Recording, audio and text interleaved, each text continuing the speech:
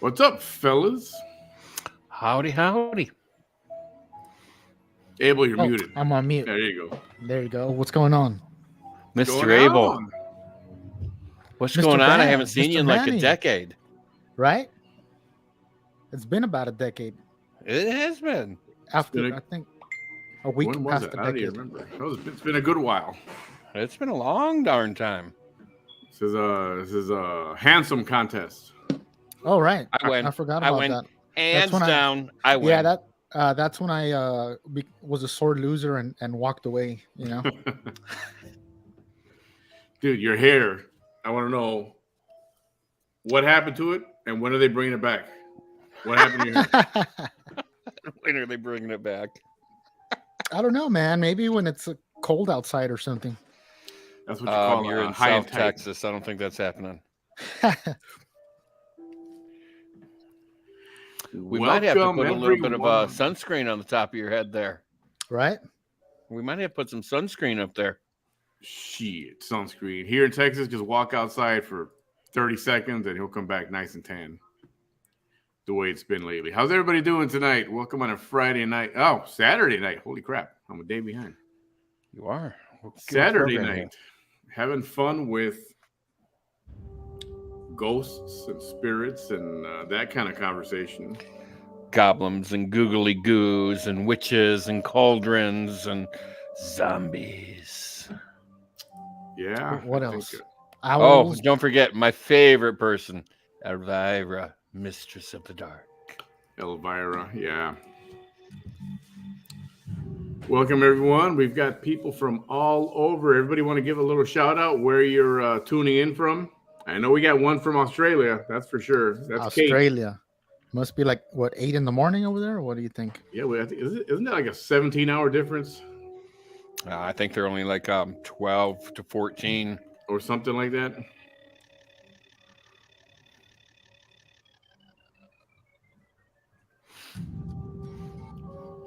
All righty. We've got Philly, Utah, West Tennessee. Oh, Cincinnati. I used to live in Cincinnati. Wow. Minnesota. Yeah. Oh, look out there now. Yeah. Alaska. You betcha. Yeah. Alaska in the house. We've got Brownsville, of course. Yes, thank you. Philly, Ohio, Jacksonville, Florida, Brooklyn. Yo, what up? West Virginia, West Florida, Virginia, Killeen, Texas. Brownsville, but SeaTac. from Brownsville, but watching from Concord, California. Wow. That's awesome. Florida, Seattle, Indiana, Bakersfield. Kate says it's 1:30 in Australia. 1:30 p.m. Yeah. So 15 hours ahead. I was close. All righty. We've kind of been overdue for this kind of conversation for a long while. Yeah, Been Manny does prepping. not like ghosts. Right? Who doesn't He like hates ghosts? them. Who doesn't like You. ghosts? I love ghosts. Oh yeah. Okay. So what? Yeah. When you're traveling, and I'm like, "Hey Manny, there's a light flickering behind you," or Manny, I just seen a curtain move, and you're like spazzing and freaking out. Wow. And it turned out to be the TV. The TV. I was watching TV in the dark, and that's what it turned out to be. Hey, I think anybody's everybody's a little bit kind of spooked out when you're alone and it's dark and you start hearing things. You got your, like your coat hanging on the wall, and you stare at your coat long enough, you'll see it go. Mm-hmm. But that's what happens in the dark. That was the Eddie Murphy joke, by the way. And stuff happens in the dark. It does. So the question was, is it real? Do you believe that spirits are among us, around? And somebody gave a very biblical answer, and I gotta disagree with that. Okay, so what was the biblical answer? I want to hear that. Okay, let me look it up real quick. And I'm not saying she's wrong. I'm just saying, everybody's got their opinion on this. Oh, yeah, absolutely. Everybody's going to have their own opinion about it. Hey, Manny, somebody's checking in saying they're your neighbor. Neighbor? Which one? I missed it. Garcia Diaz, Nicole. As like next door neighbor, or like neighbor in like the same city? Right. It just says Brownsville, Texas. Oh, Manny's neighbor from Brownsville. Okay. I was like, damn, like right next door? All right. Let me find it. Okay. Here's the thread. No, so it was on mine. Let me look. One more spot. Have you guys had any kind of I don't know if I want to call it paranormal experience, but like you've seen spirits or something that kind of freaked you out? Well, you two know I have, but we'll save that for later. I want to hear Abel's. I know Abel's had several. I have a few.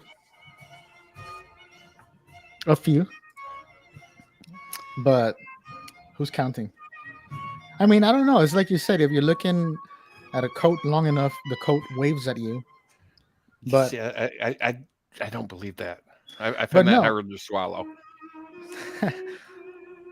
I mean, are we sharing stories already? Are you gonna play some EVPs? What's the plan? Yeah, we're gonna do some EVPs in a little bit. I just wanted you guys to fill in some time while I'm looking for this. Oh, we're filibusters. All right. Yeah, that's it. You're filibusters. Yep, not Ghostbusters.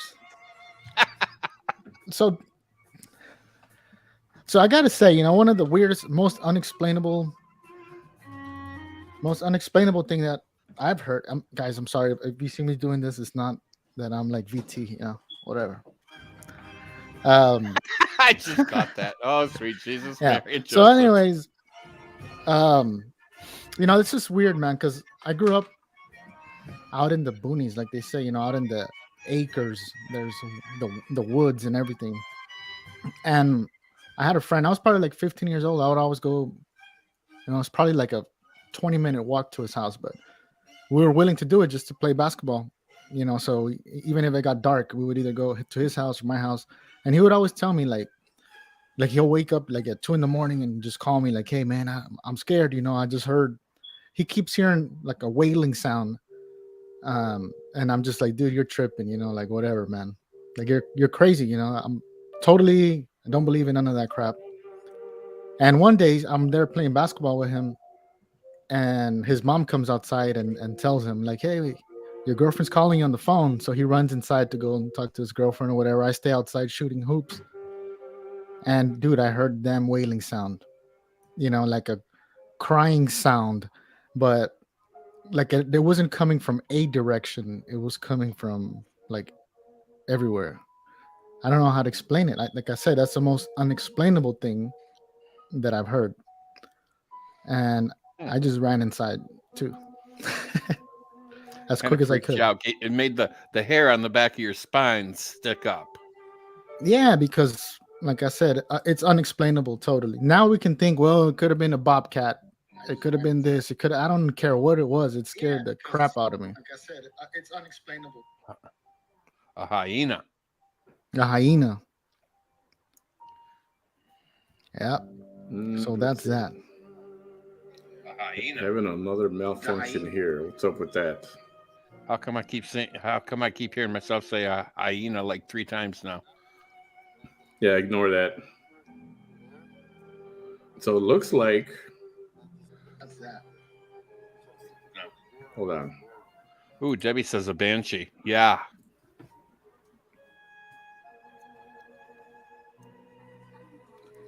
It looks like the spirits may be messing with my feed already. Your feet or your feed? My Facebook feed on my Like, it's personal almost tickling your feet. is gone.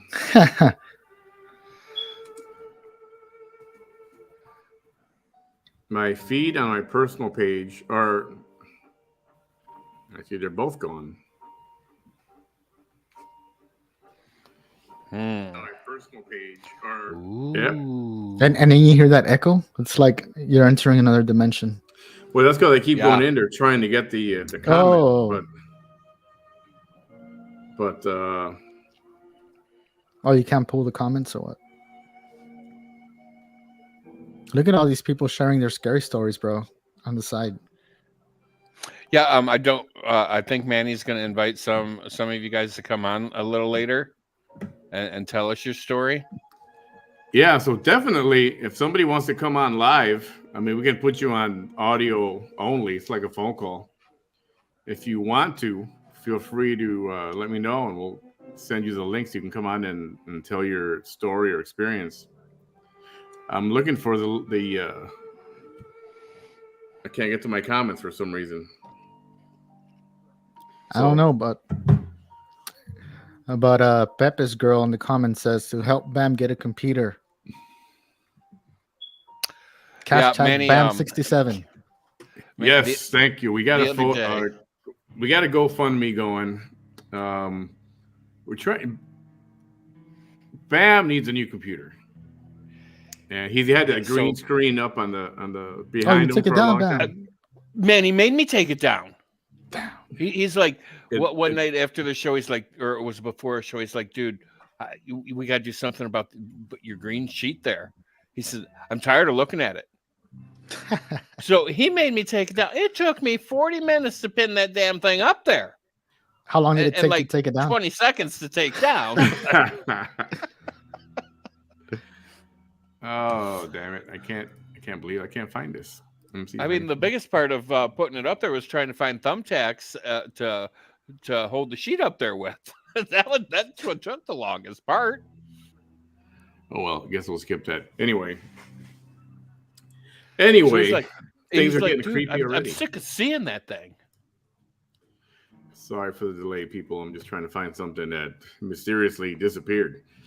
How's everybody doing tonight? Yes, we did set up a GoFundMe for Bam. Whether you do the GoFundMe or send him a Cash App, he's going to put it towards trying to get him a new computer. He hasn't had one in quite a long time. And Yeah, the one I have is, I think, The floppy 9 disk one. years He has old. one of the floppy disk. he's got to crank it. No, It's not he's quite that old. Says he's becoming a more part of the show. I need him to have some better equipment, and we need to get that green screen up and running. And the computer he's got now, it's a little dated, and it doesn't have the processing power to do what Abel's doing or what I'm doing. And No, I'm not doing nothing. It's a computer. so just want to help him out. Bam's always helped me out in the past, so I thought, hey, you know what? Let's try to do something for him and help him out. And the donations have been pouring in, so thank you all. And for Yes, those of thank you donating on my YouTube through YouTube, I appreciate it. I'm not on the YouTube page, so I can't see when those donations are made. But please know I'm grateful. Thank you very much for doing that. I will see them after the show, but I'm not on YouTube watching those right now because I'm here with the streaming software. So yeah, ghosts. Our spirit's real. That's what it. I thought he had said we were gonna talk about goats. Goats. I thought yeah. that's what he said too. That's why I showed up. Are goats They're the tasty? greatest of all time. Are goats? Do you like goat's milk? Okay, yeah, no, we're not talking about goats. All right. Enough of Goat's the humor. cheese isn't bad. Here we are trying to get into spooky, We're feelings. trying to and get then we're spooky. I cracking know. jokes You guys are over talking here. about goats Damn, and stuff. my bad, guys. Well, and that's why I Uh, turned my light down to kind of like get in the mood because it was like really bright to begin with. I'm like, well, let me turn the light down a little bit. Oh yeah, I could do that. See. Kind of hard to get scared in Ooh, the, there in the you light. go. Isn't that weird? Ghosts don't appear in the daytime. Yeah, they Manny, do. you right behind your right shoulder, you got some movement going on. Oh yeah, bro. No lie. Look at that. No, yeah, see, it's not that. It's because it's not well lit. See, Like Predator. spirits. I mean, people who, if you're talking religion, they're gonna tell you, no, it does not exist, and don't try to make it exist. And I don't know if it's the devil's work, but that's what they'll tell you. Everything's the devil's work, they say. I don't know. Yeah. That- But I don't believe that. That's, and I don't know.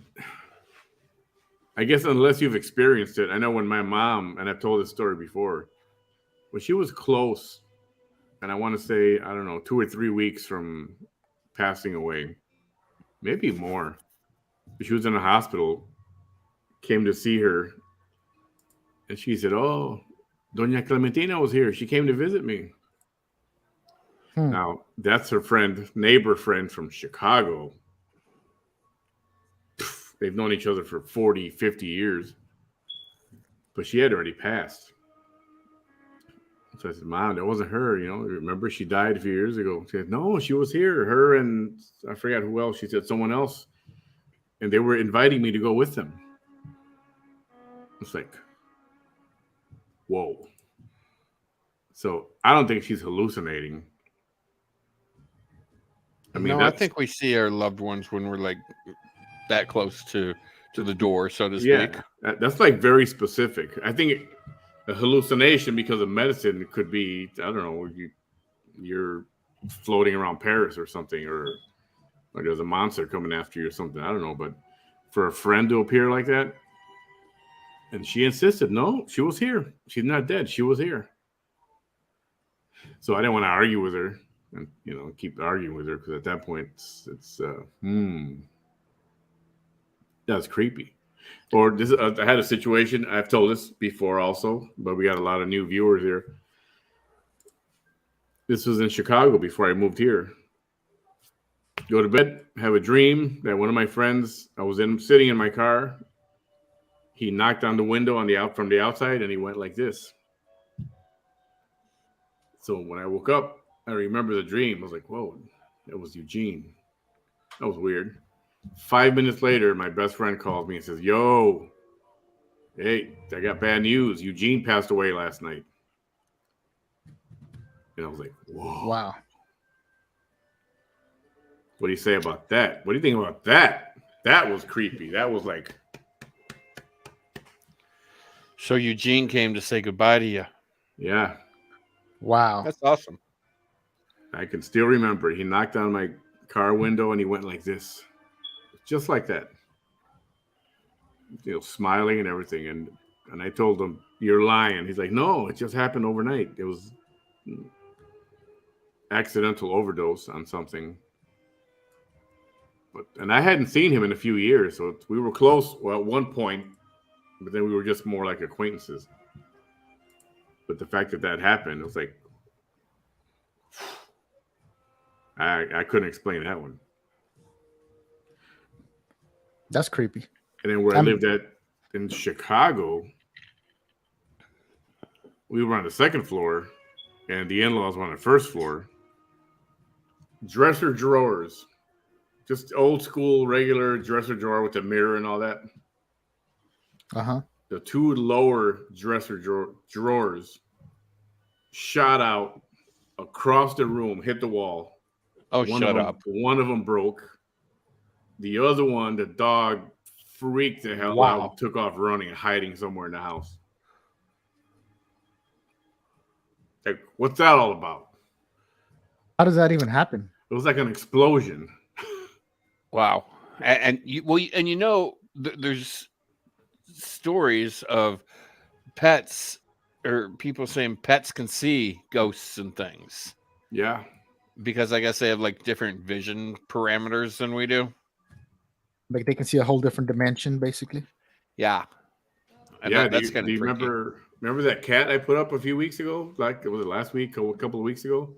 I posted a video of a cat. It's in the dark. It's a bedroom. It's dark. And the cat is sitting up. And he's sitting up. And he's like this. And he's watching something. And it was so... That was creepy. Let me set up these clips here. You guys know what EVPs are? EVPs? Electronic voice phenomenon. Yep. Phenomenon. Why not spell it with an F, right? Why PH? Because it's a PH. PH. Oh yeah, phenomenon. Yeah. Well, that's like, whenever I go to my favorite restaurant, which isn't very often because it's like $50 just to walk in the damn door.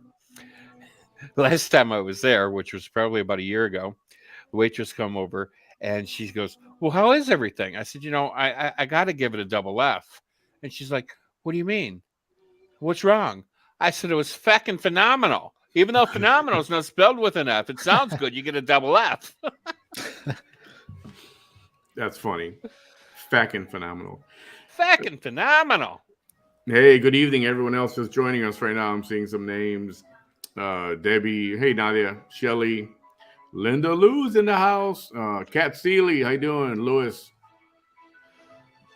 My moderators, Toxic Terminator, Lisa, Isabel, Zas, Eunice, Karen, anybody else? I did not skip over you on purpose.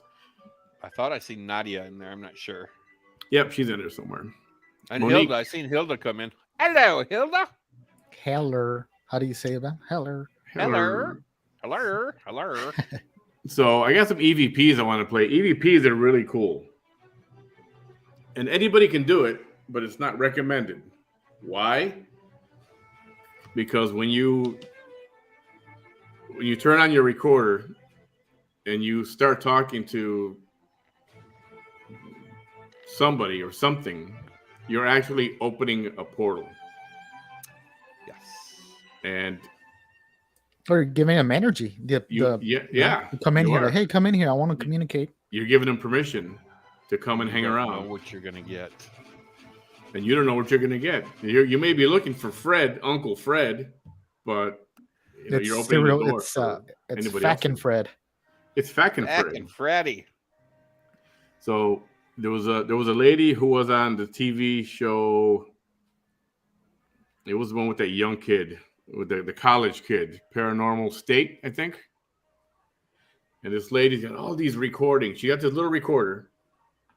She got tapes and tapes and tapes. Yes, actual tapes of recordings. And they finally told her, you know what? You should stop doing it. I think you're obsessed. And you've opened a portal and you're going to keep hearing things all the time now. Because you're seeking it out. And it happens. Just like the Ouija board. Don't play with a Ouija board. If you don't know what you're doing, stay away from that damn Ouija. Even if you know what you're doing, don't play with a Ouija board. Any of you played with a Ouija board before? I have, yes. So was there anything weird about it, or is it just a myth, or anybody in the comments? I've always in the back of my mind thought that it was fake. And to this day, I still think it's fake because it's like me and my sister. I'm like, you're pushing it. And she's like, no, you're pushing it. We said to each other that each one of us was pushing it. And to this day, I still think it's fake and she was pushing it. But, I've heard stories from my friends that were playing with the Ouija board and that little circle diamond or like ace looking thing. I forget what it's called. Yeah. Yeah, the little plastic thing actually flew across the room. Lovely. Wow. And I'm like, yeah, right, whatever. And they're like, no, seriously, it did. I'm like, whatever. So I don't believe in the Ouijas, but I've heard from like crystal ballish type people or people that can read auras and people claim to be clairvoyant.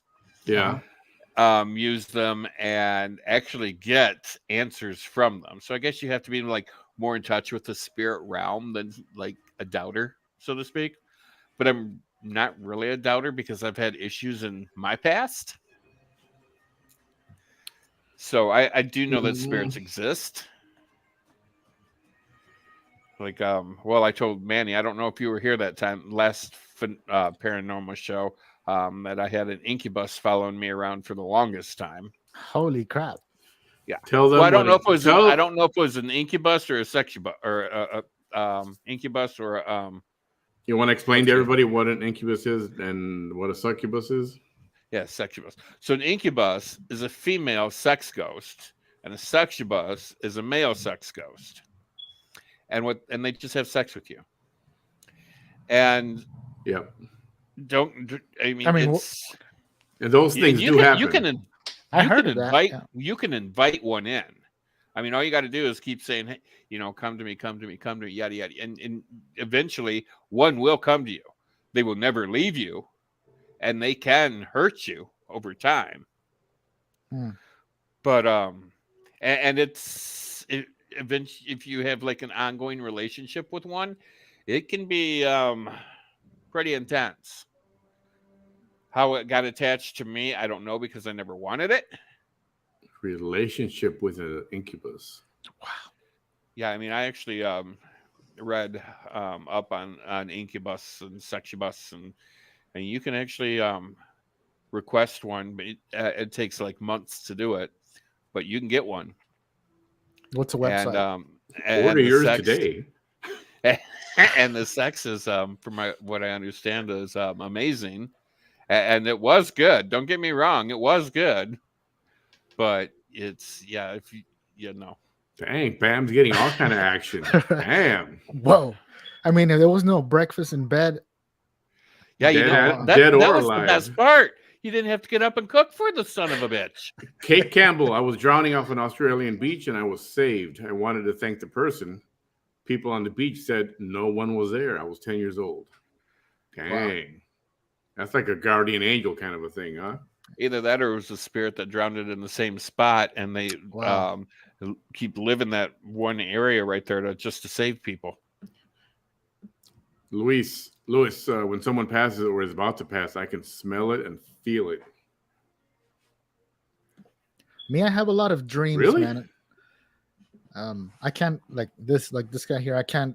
How can I say foresee when people are gonna die? But when they die, they come to my dreams, and it doesn't fail, and it's kind of sucks too. It's happened a lot already. Yep. Huh. The week before he passed, we had a huge black moth fly into the house. It stayed in the kitchen for a while. No, I've heard about that, about like a moth, but I don't know if I heard of that one. Does it always follow death? Does death always follow when you see a black moth? So it's when it goes in your house, is what I hear. Hey, Monique, welcome, Luisa. I have been what I like to call gifted since 6. I'm going to be 52. So are you gifted, meaning, what do you mean exactly by that? Yeah, can you, what do they call it? Elaborate? No, the name for those who can see. Talk to spirits? The dead people, yeah, see spirits that are. Like see past the veil. Dead people. And not all spirits are like evil. Right. This not is all just, of them are. No, this is just often, so I heard one person say, when you see a spirit or you're communicating, you can tell them it's okay to go to the light. Right. You can put a candle. Go to the light, Caroline. Go to You the can go to the light. light. You can go to the light. It's okay. And they have a light somewhere around there, like a end of a tunnel or something. And there's a big, huge portal, and you have to get them to go there. Like Ghost Whisper. Yeah. Yeah, that's what I have. I had a friend who would tell me that he had been, what is it called, like transferring souls or helping them cross over. Sally says There you it's go. called a medium. Yeah, a medium. That's what this guy said he was to, a medium, and that all his life, he was seeing people, and just different people, like ghost people, and he realized that, and he would help Are ghosts really cross them people, over. Some of them didn't want to cross over. Yeah. And a lot of time, most of the time, that's all it takes is for somebody to tell them it's okay to go to the light. It's okay to go to the other side. And they go, and then, you know, the hauntings or whatever you want to call them, the events that happen in the house just quit happening. And they don't always, they're not there to scare you. But they are.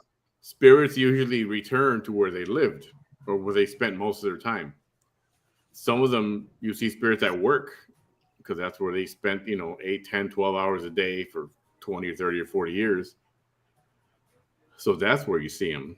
And a lot of times you see them at home because, they lived in their home and that's where they were born and raised and died. So that's where you see them. So if you think me you when do I have die, one, I'm going to hang out in an airport and work at a computer terminal. Thanks, Manny. Hey, that's Bam.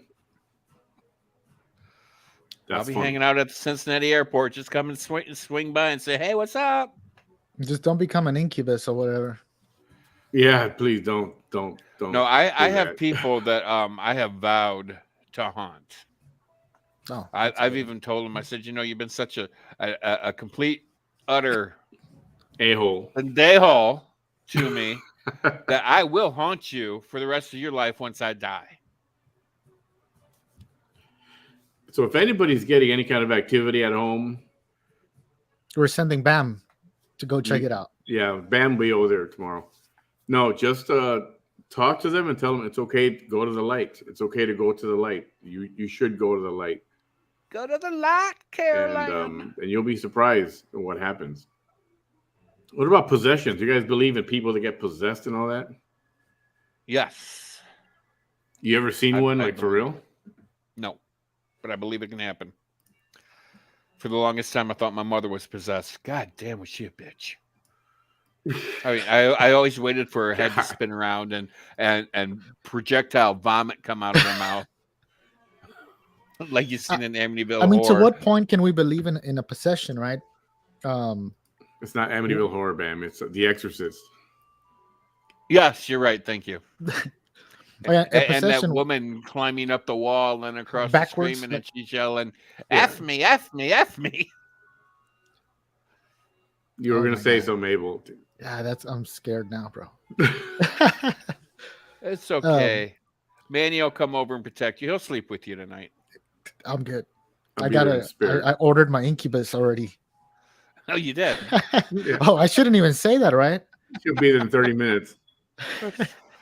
Yeah, but did you order the right looking one? Uh-oh. You got her for an hour. It Hey, doesn't man, matter because you can't see them, so it doesn't matter. Yeah. I mean, when they touch you, it's like, you know how part of your body feels like when it falls asleep? Yeah. That's what it feels like when they're touching you. But it's like they're touching you and it's going down, and you can feel just like that one area falling asleep, and it's traveling. I can feel it right now. Yeah, you know what? I'm okay without that. I'm okay without that. Somebody's touching me. I want to see who's touching me. Thank you very much. Holy crap, that's creepy. All right, I'm setting up one of these couple. I got a bunch of EVP recordings. I gotta go put a nose strip on. I'll be back. Hey, so as far as that, I mean, how sure can we be? I mean, who has actually seen a possession? Because a lot of the ones that happen in church, a lot of them I've seen that they're like, fake. I've seen a lot of pastors coming out and say, you know what, I've been taught to scam people since I was a kid, and my parents told me I would become a pastor, and I became a pastor, and everything was set up. I believe that there's a lot of fake stuff like that, but there's some real nasty ass possessions that you see that get recorded for everybody's protection. And man, I'll be damned if those are fake. I mean, they're talking different languages and stuff, and their eyes roll to the back of their head, and that's just too much creepy stuff there. And you got to believe it's real. I mean, why wouldn't it be real? It's just like the other question: Are we the only people on this planet? On this planet, maybe, but are we the only people in this gigantic universe? I mean, you know how many planets there are? Millions, probably. There's billions and billions and trillions of planets. I mean, it's like we're just one speck of sand, one little speck, a grain of sand in like 20 billion beaches. And we're just that one little grain of sand. So why would we be the only people or the only life, out there? We just happen to be just us here on planet Earth. Why should we believe that we're the only ones? It's impossible. No. There's got to be other stuff out there. I mean, what about really bad sleep paralysis? Ever had any of that? I have. Man, sleep paralysis is nasty. Yes, it is. But like the bad, when you start seeing things in your sleep paralysis. Yeah, it's like you can't breathe, you can't move, you can't scream. Yeah, but it's yet like you're glued to completely your bed. aware of the situation. It's like you're glued to your bed. You can't lift your arms. Yeah, you can't lift your do head anything. so you can try to scream. But have you seen any like stuff during it? Your sleep paralysis moments, besides just being under sleep paralysis? Me, it's just, and then my eyes are closed, but I can see the bedroom. Like it's dark. I mean, it's dark. I know the lights are not on. I know where everything is. When I experienced it, that was usually about the time that the incubus or succubus was finishing doing what they were doing.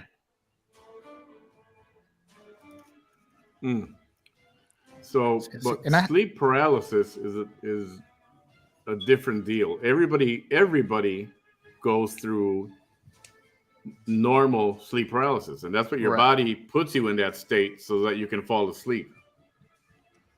So, I used to have the normal sleep paralysis for a while, like all the damn time, and then it started getting not normal, like crazy. Like I would snap out of my sleep paralysis because I would just roll off the bed and wake up. That was my only way.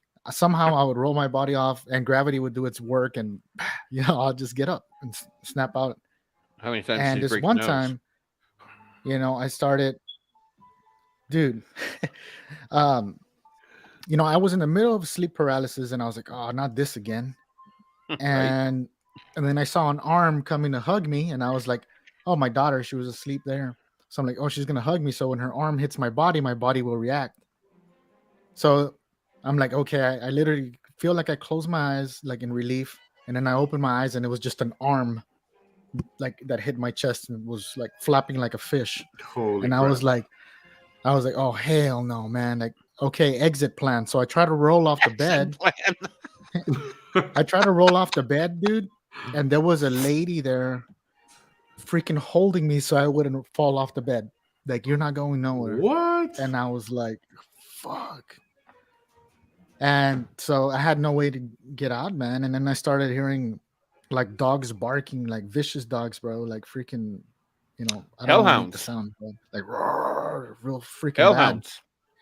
Bad. And people arguing.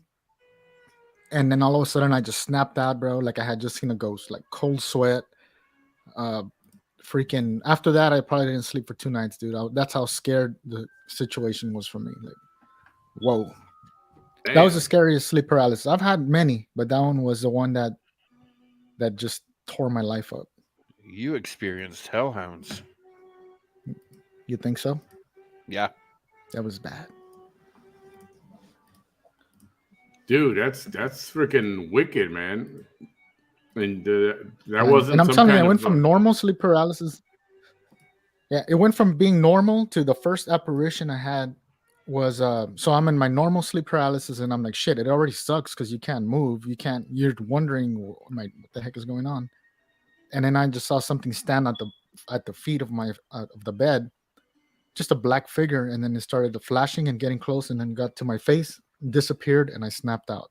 That was like the first time I ever saw something, and then it just got crazier, and it hasn't happened since. Some people say, there's people who say they've been abducted, right? And they can't account for, I don't know, an hour or half an hour. It's like it just disappeared. And a lot of people think it's just sleep paralysis. You're having a nightmare. That's why you can't remember anything.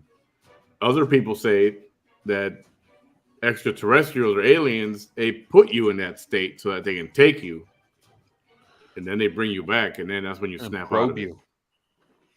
They're The probing missing you time. when you're in that state. And I think that's possible.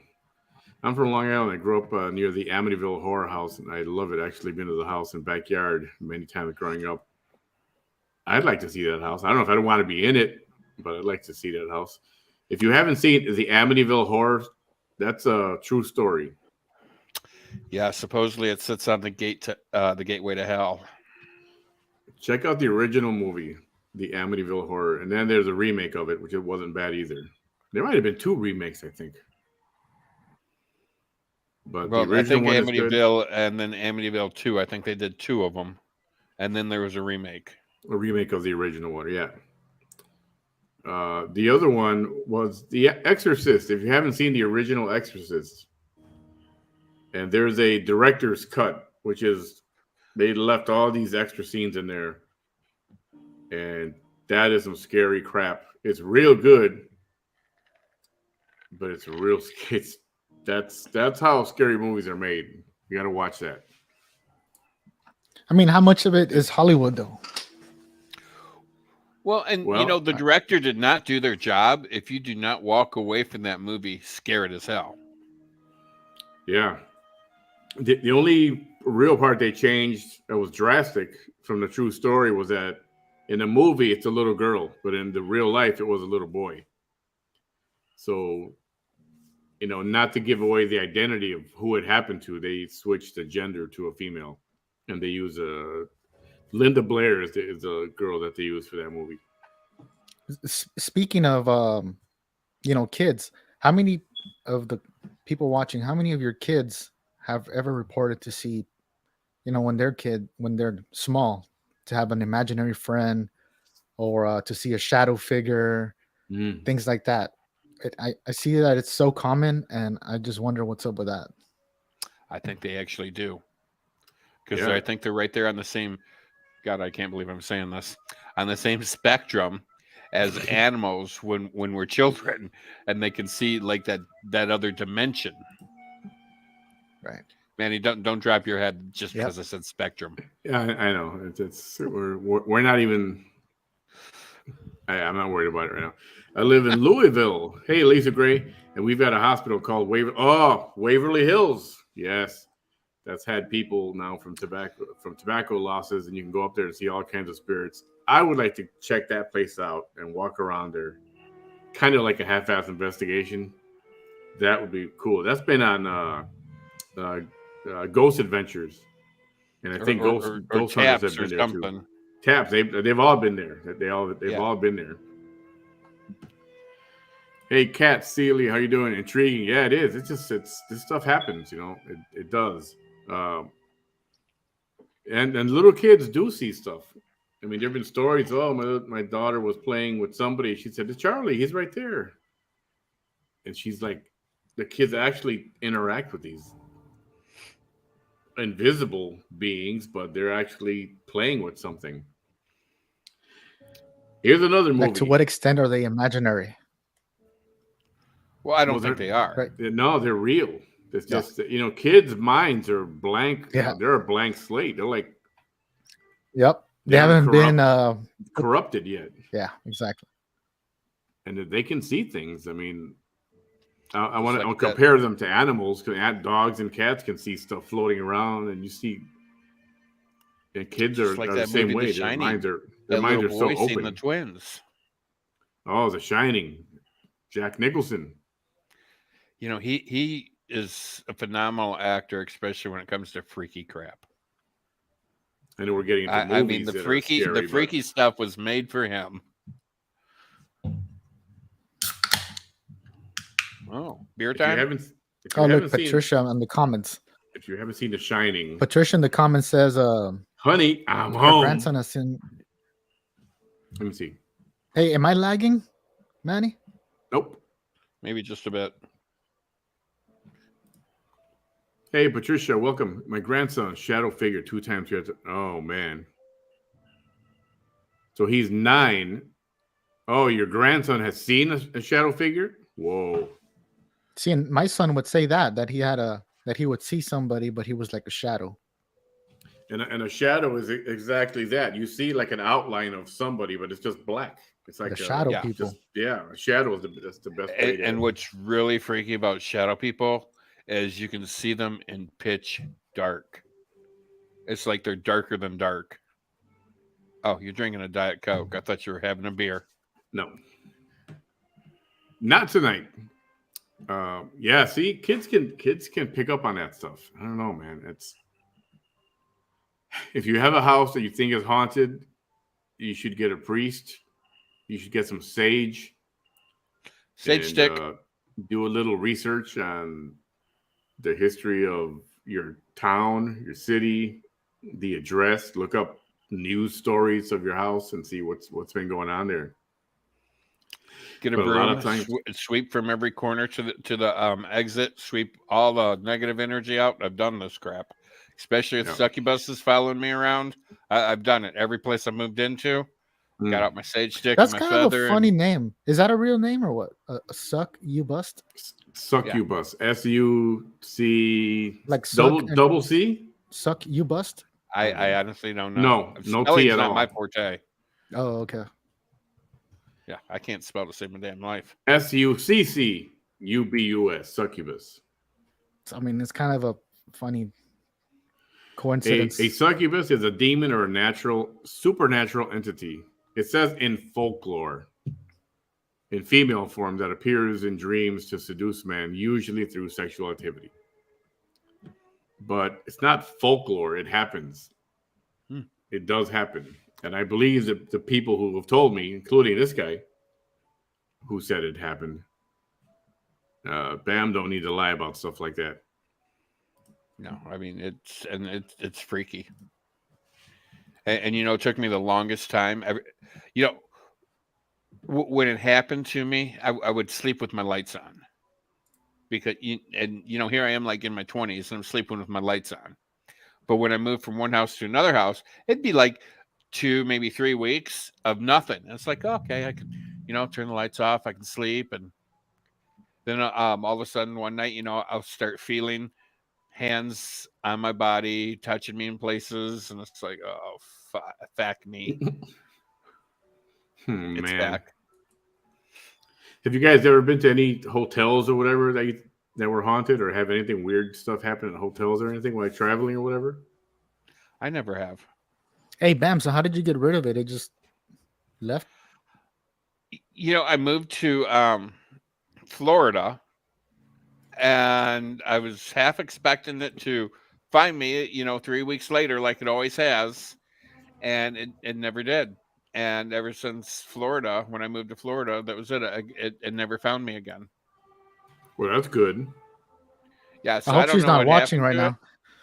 Yeah. Is she watching? I don't know what happened to it. If it found somebody else that it liked better, which I'm okay with.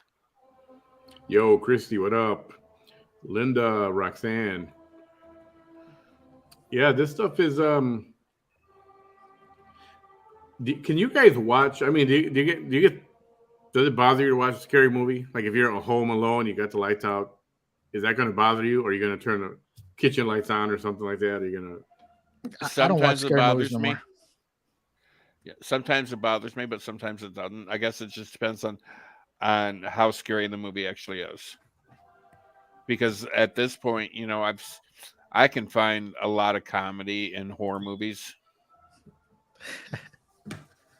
Yeah, comedy. Why'd you laugh at me? There's a lot of comedy in horror movies. Yes. Yeah, I know what you mean. I'm gonna drop the link in the comments if somebody wants to click in and come and tell their story. I'm gonna play some EVPs right now. Like there's But if parts of a somebody, movie that just sound so funny. I mean, that are like unbelievably funny, right, Bam? That's what you mean. Like, Well, I mean, they're just so far fetched that it can never happen. someone's about to jump out the back of the door, and why are you even going in there? Like the Kind of stupid stuff. Scream movies. And Yeah, there they're you talking go. about making Scream 9 Whoa. or Scream 10. Yeah, I don't watch scary movies anymore, man. I don't find it used to it. but what about The Exorcist? I mean, there's a scene where she's crawling up the wall, and I mean, it's documented what happened to this chick, little girl, I should say, to this little boy. Sorry, that's not totally unbelievable. No. Damn. In the unedited version, there's a scene where she's walking up the stairs. She's bent over backwards like a freaking spider and walking up the stairs upside down on all fours. Yeah, I remember that scene. That scared the crap out of me as an adult. Well, and then, like the movie Ghost with Patrick Swayze and Whoopi Goldberg. Demi Moore. When the bad people got killed, you see all these shadow people come and grab them, and then they like disappear into the ground. Well, you know where they've taken them. Yeah. And it's like, I could actually believe that happens. I'll buy that. I could believe that actually happens. But is it going to be shadow people? Probably not. I think it's going to be like a wagon, or it's going to be that guy with the Sith. The guy, what's he called? Ghost of Death, Spirit of Death. Yeah, he's got a name. The Grim Reaper. Grim Reaper. Well, there's so many different kind of spirits. Like you said, shadow people. That's one whole category. Then you have the ghosts, and then you have the demons, and then you have the poltergeist. Well, they're like an army. They have different ranks. Yeah, different races. Yeah. So let me ask you this. So if you had to try to describe, if somebody asked you, what do you think hell sounds like? If there was a sound to it, what do you think hell would sound like? I mean, the legit answer. Don't not funny stuff. Try to honestly think if you had to describe what the sounds of hell would be. What do you think that would sound like? Lots of screaming. Do you want me to make the sounds here, or or describe it, or whatever? Make the sounds. That'd be kind of funny. That'd be Oh, interesting. you said no funny stuff. Lots of screaming, lots of torture going on. Yeah. All right. I mean, what else, right? If hell is as described, if there is a hell, right? I don't want to say there is or isn't, because I don't know what everybody thinks. So if there is a hell and it's as described, then you would imagine torture, forever pain. Just when you think it's going to end, it's never ending. Hey, we have a visitor here. Hi there. Or hello. Hi there. Well, Donna, hello. welcome. How you doing, Donna? Where are you from? I am from upstate New York. Ooh, where upstate? How far upstate? But it's considered central New York, but since it's above the city, it's upstate. So kind of in the middle of the state. Okay. I worked in Plattsburgh for a long time. That's probably like 5 hours. Way up above there. me. Yeah. How you doing? Yeah, what do you got? Towards You the got a top of story? You got an experience? Or what do you got? Hold on. Is that the tree of life behind you? Yes. Let me go this way here. It is. I have a podcast that I do on Facebook every week, and it's called Willow's Bend, and so was gifted to me to commemorate my 1-year anniversary of the show. Well, it's almost 4 years ago now. So, well, feel free to drop the link to your show in the comments so everybody can go and check you out. Thank you. I don't know what in particular topic you're looking for a story on, but I am a psychic medium, and I'm also a white witch, an earth witch, and considered a wise woman. Have quite a varied background. So a lot of this is my forte. I can see and hear them. I can help cross them over. I don't do the go to the light Carol Ann thing. Yeah, so I was going to ask you, is there any truth to that at all? That kind of directs, they tell them it's okay to go to the light or something like that? You can help cross them over, but what I do for that is to, I ask them to think of who make sure they're ready to go, because they're not always. But if they are, then they kind of miss the doorway, so to speak, when it was their time. And I ask them to think of somebody who has crossed over, who they love more than anybody else, and to picture that person and let all the love that they have for that person fill them up completely till it's ready to burst out of them. And when they're ready for that, then to call out to that person, and then that person will come to guide them where they're supposed to go. Because if you do the go to the light thing, I mean, you can send them who knows where, which you don't want to do because that's mean, and you don't know where they're going to end up that way. Whereas if a loved one is leading them, then you're putting them in kind of in safe hands to get where they're supposed to go. So that's my tactic for handling that. Now these spirits, I'm guessing, they come to you, right? It's not like you go look for them. Is it kind of one of those things where you're like the lighthouse, where they come to you? It's rarely for me, and I know there are psychic mediums who can get kind of bombarded, who don't have what do I want to call it, like a kind of protection up against getting bombarded, which I do. So very rarely will one just come to me. I mean, I get transient ones passing through my apartment all the time, and I allow that, but they know they can't stay. And I look like I'm frozen on camera, which is a lovely shot of me. No, you're okay. You're moving. But normally people. Here.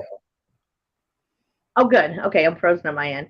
A lot of people will contact me for help, knowing that I am gifted and that I have a lot of experience with doing this to help people. And I kind of, it's a form of remote viewing where you send part of your consciousness, if you will, to wherever they are, and then I kind of scan the environment to pick up on any energy that's not human, and then tune into that and try to open a line of communication to find out who and what they are. It's not always a human, and then to decide how to handle it from there, depending whether cross them over, send them back from where they came from, open a doorway for them to leave, or force them out if they don't want to go and the person doesn't want them in their home. Most people who don't have their gifts opened are afraid because they don't know what they're dealing with. They're scared and they can't see it or hear it per se, but they see the activity happening. So by nature of being human, people are scared of what they can't identify. So I do go in and I talk out loud as I'm communicating so they can at least hear my side of the conversation.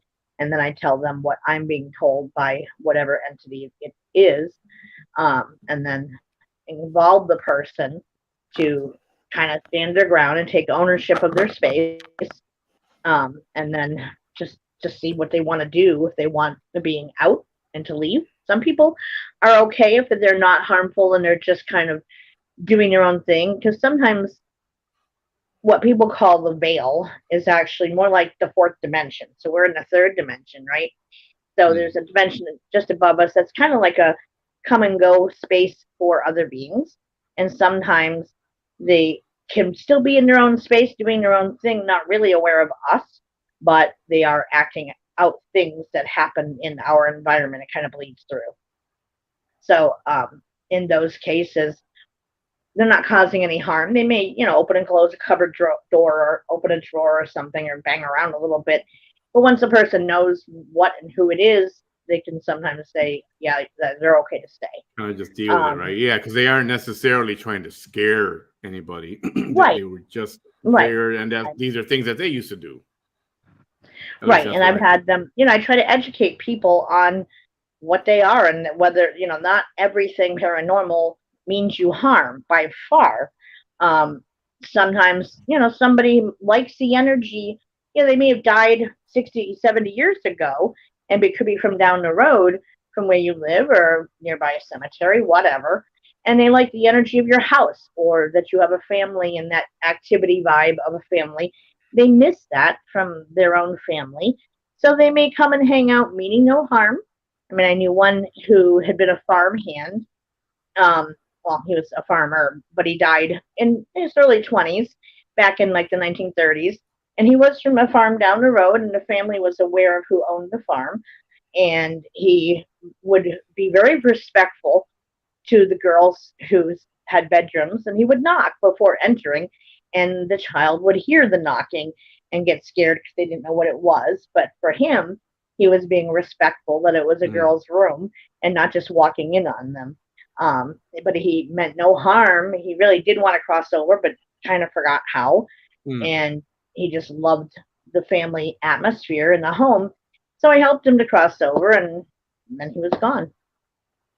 Wow. So do you believe, why are they around? Is it because have they lost their way and not able to cross over? So when a person dies, you are given on average 2 to 3 days to kind of accept that you died. They say there's no closer viewer at a funeral than the person who died, because they're, to accept the fact, hey, I'm no longer in my body. Holy cow, what's going on, and what does this mean? And to say their goodbyes to their loved ones if they choose to. And sometimes a person will get a sign from somebody who just had died, but in that first couple of days. And if they don't choose to go they're not ready, they may have things that they still really want to get accomplished but didn't get the chance to, or if they died suddenly and don't really realize or accept that they're dead, they'll miss kind of like, I call it the doorway. It's not specifically a doorway, but it's like, their time to go, and that's when they're supposed to leave, and they didn't, and they chose to stay. I've met beings who, underneath it all, they really truly knew that they had died, but they didn't fully want to accept it because they were still continuously looking for their family members who were killed in a very violent crime. And she was forever looking for them. It was at this hotel resort that her family was visiting at the time, and she had kind of wandered away from the family, who was having like a picnic time near a river when it happened, and they got jumped and the family was killed. And she didn't know it initially, but then they drowned her. But she didn't really want to internalize, hey, I'm dead, my family's gone. So she just spent all her time looking for her family all over the grounds, and had such a tremendous sadness to her. Her name was Violet. And so I did help her cross over, but it took a bit of working to get her to accept, hey, you really are, like underneath it all, you're dead. They usually do. It's just a matter they don't want to accept it, just like many humans do who are alive. Even if we know something's wrong or something's a problem, we're in denial. We don't like to admit it or to address it.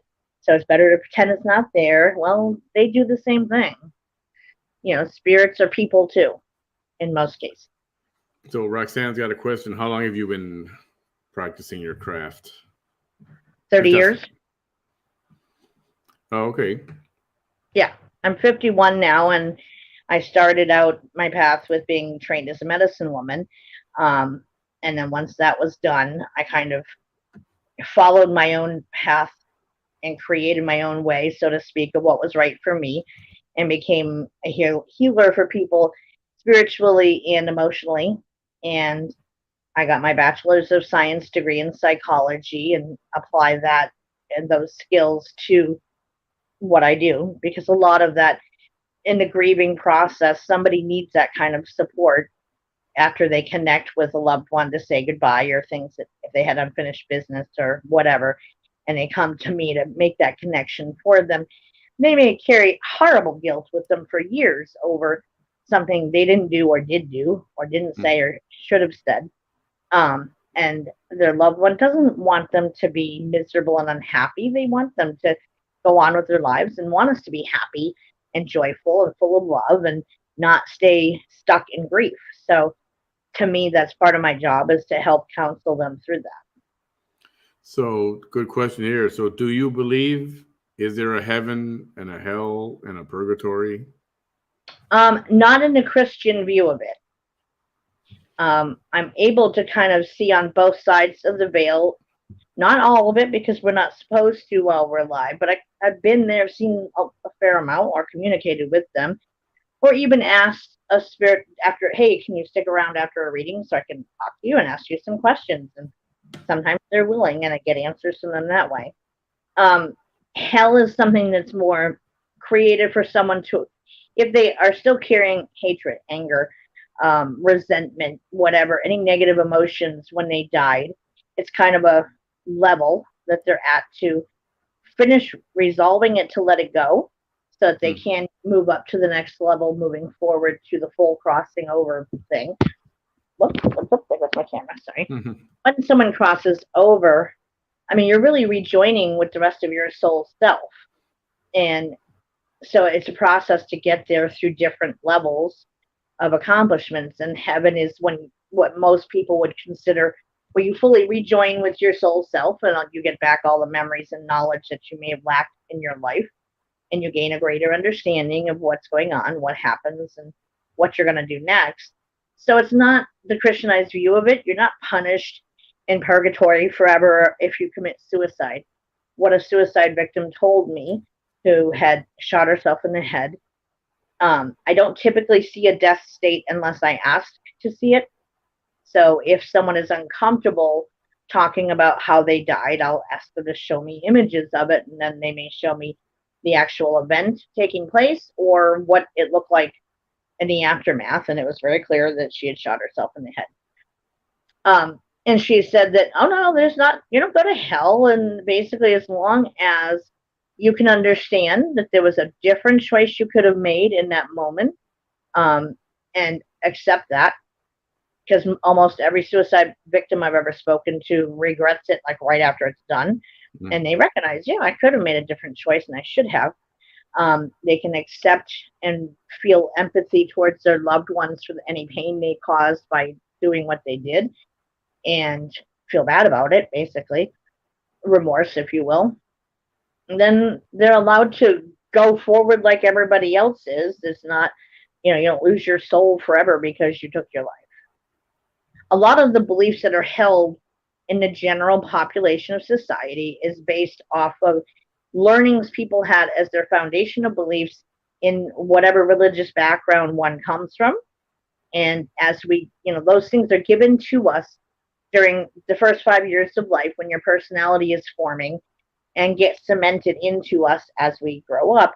And even if you grow beyond those original beliefs and learn more or understand more and have what people call your awakening and get kind of enlightened and get a clue, you still kind of hold fragments of what your original teachings were, and that adds to the lack of understanding about what's actually happening or going on with the other side. Interesting. Yeah. Very interesting. It is. Well, again, I invite you to drop your page link in the comments there, and somebody wants to okay, I appreciate learn that. a little more, they can go ahead and get in contact with you. And so do people want a reading? Are you able to read everyone, or does it just some yes or some no? Or I always wondered on TV if those things were really the shows you see on TV. What's her name? Teresa? Yes. The Long Island medium or whatever. Yep. She's valid. She is valid. Some are valid, some aren't. And you really have to use your own internal guidepost of discernment to, does this feel right of what when you're watching the person, or does it feel like, they're really inexperienced, which it became kind of, especially on Facebook, like everybody suddenly all at once could read cards and were doing readings, but they really had no experience to go start doing those things, and weren't quite, in my opinion, prepared through experiences and so forth to gain a true understanding before doing it, which I greatly advise anyone, if you're going to be doing that stuff, you best know what you're doing and handling that stuff, because you're dealing with people's lives and emotions here and their mental state as well. So if you're not prepared to do that, then don't do it. But people do it anyway. Yes, people can. I actually used to go live all the time every week and my own Facebook page that I call Beyond the Veil, and giving readings for 4 hours, whatever I felt like doing for the night. Once in a while, I'll still do it for people if they come to me in like my show, which can be on any topic. My audience chooses the topic. It can be on anything paranormal to conspiracy theory to just science or religious based about to gain a greater understanding. Like this week's topic is the Knights Templar. I never know what they're going to choose until we get there. And then I go research it out to present it from every possible angle to have them understand the topic better. And then we vote majority rules on the next week's show. So my Facebook group is called the Willows Bend. And so once in a while, people will come into my show and say, please help me. And it's been a rule that I don't do readings during the show because that's a research presentation thing. And I put hours into that research. So I kind of, let me do what I got to do here to give this first. And my members will pipe up and no, we don't do readings now, but it's not, I'll make an exception here and there if it's a quick question that somebody has. Otherwise, I'll ask them to private message me and, we set it up from there. I don't have to be on camera with someone to do it.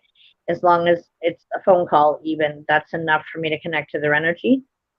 I think the only person I really had trouble connecting with someone from the other side was actually my dad, who has kind of natural blocks up that he will not release, like that deep level of skepticism he has where he wants to believe, but he can't let himself. And I've had other people like, give it a try. See if it's just me. Like, I can't break through this. And they've come back and said the exact same thing. Like, you were right. So it's something within him. But everybody else, no, I've never had any trouble reading anyone else, whether it's cold reading or using oracle cards or whatever. I don't have to have a tool to do it. The cards just kind of, so when you get someone you don't know, it's kind of like standing in a hallway with 100 doors on either side, and the cards happen to pop open one of those doors as a starting point into the energy of the person to read them.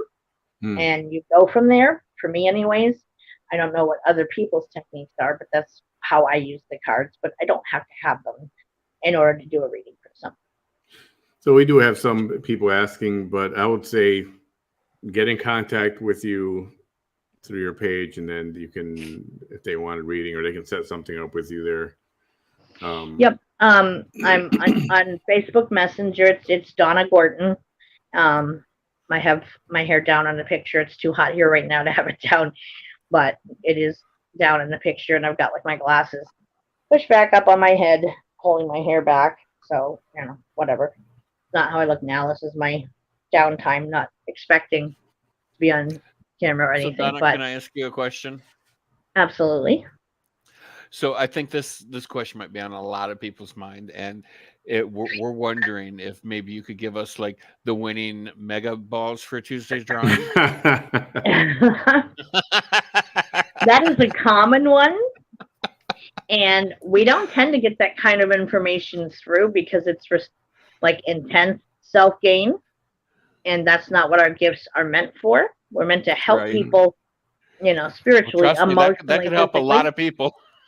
It could, but we just don't tend to get that kind of information, unfortunately. Right. Something tells me if she had that information, she would not be here with us right now. I would have done it for myself.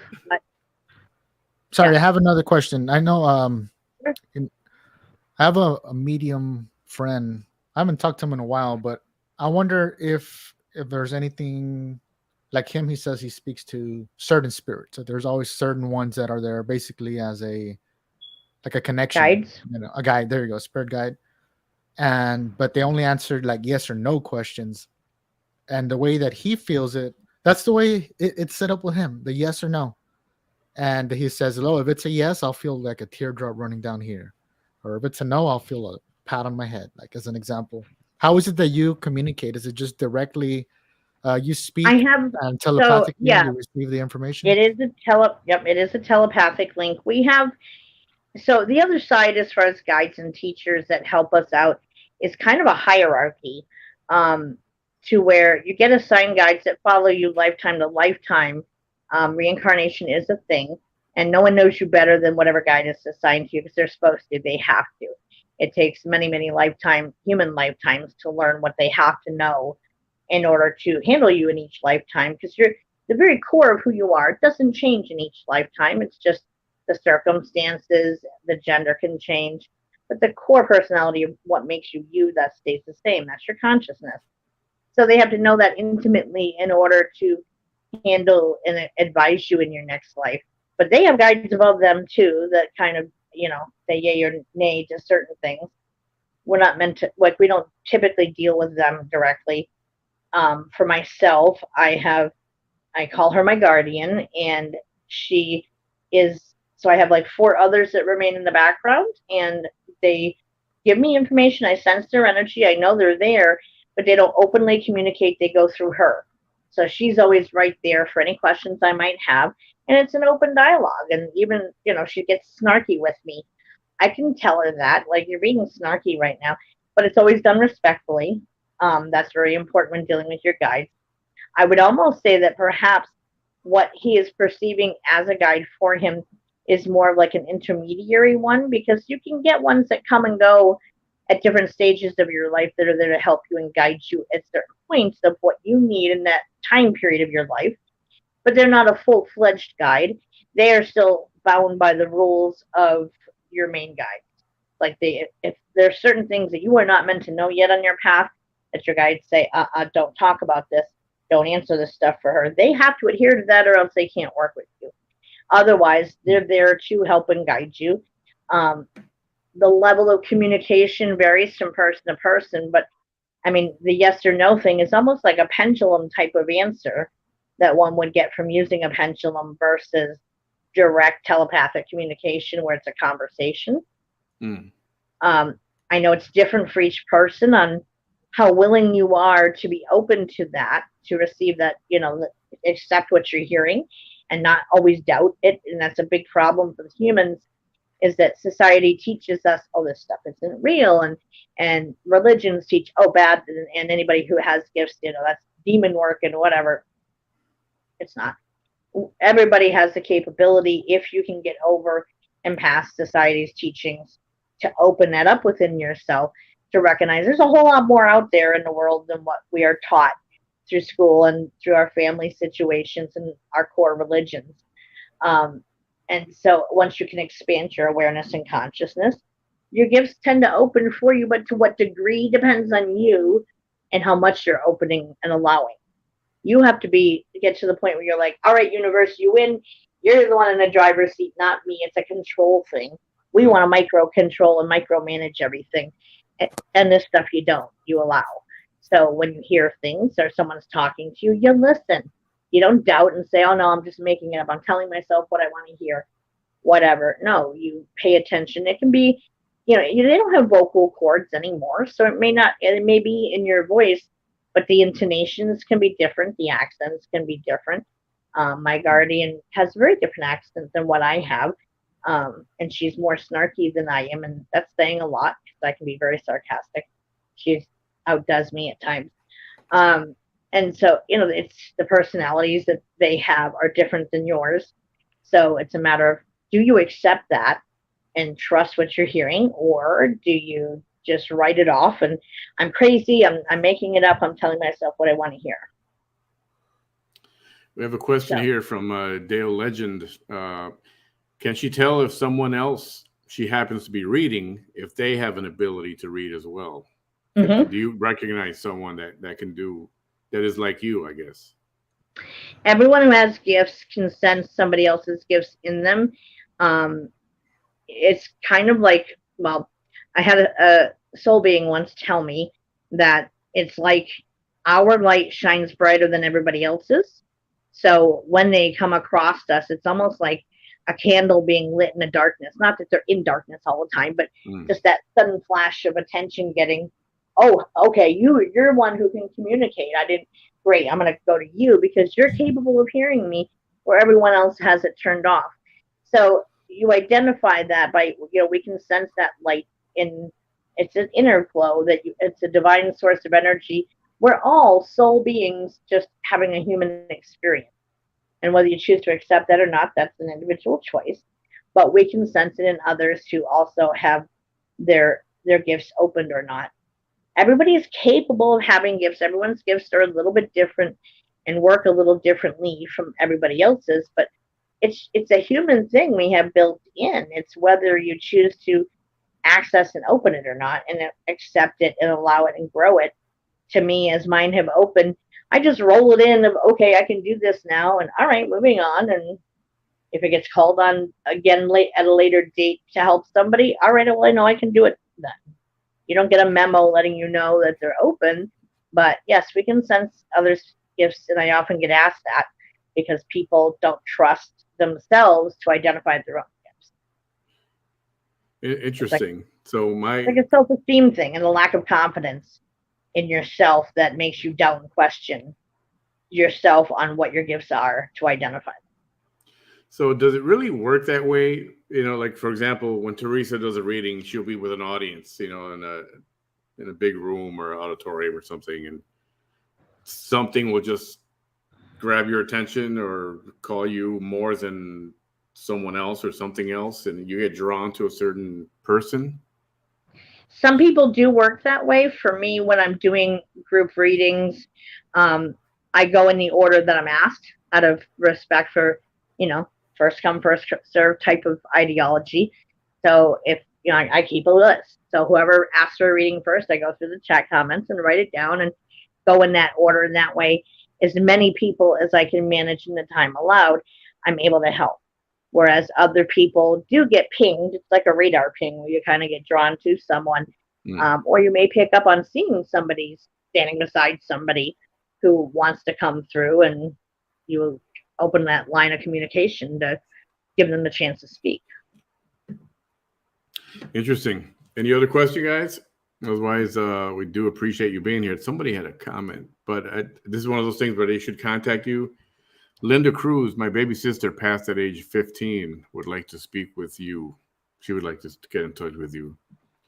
By all means, look me up on private messenger. You may get a few different profiles coming up because I got targeted like 2 years ago by somebody being stupid and who kept trying to report me for just doing what I do and whatever, but they would never make their identity known. So I kept trying to create a new profile to get back on so I could stay in touch with people who are family to me. But again, the one that is my most current one, my hair's down, and I'm kind of looking to, I guess from the person viewing its perspective, kind of to the left, my hands under there, my glasses are up on my head, same background. So this one is your real page? Yes, that's the most current one, the most recent profile picture, because during that time I kept creating a profile, they kept reporting it, Facebook kept taking it down.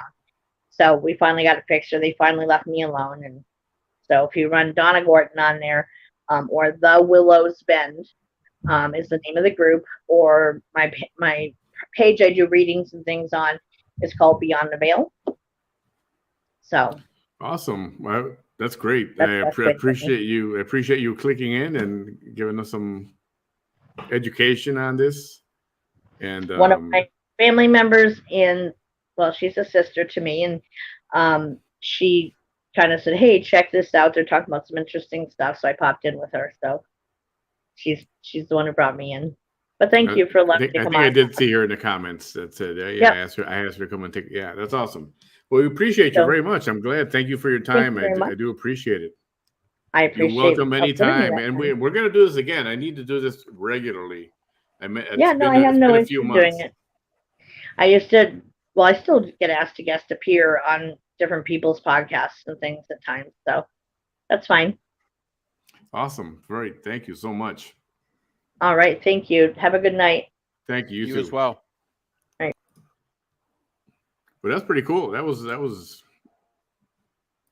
a nice surprise to have on. Surprise guest.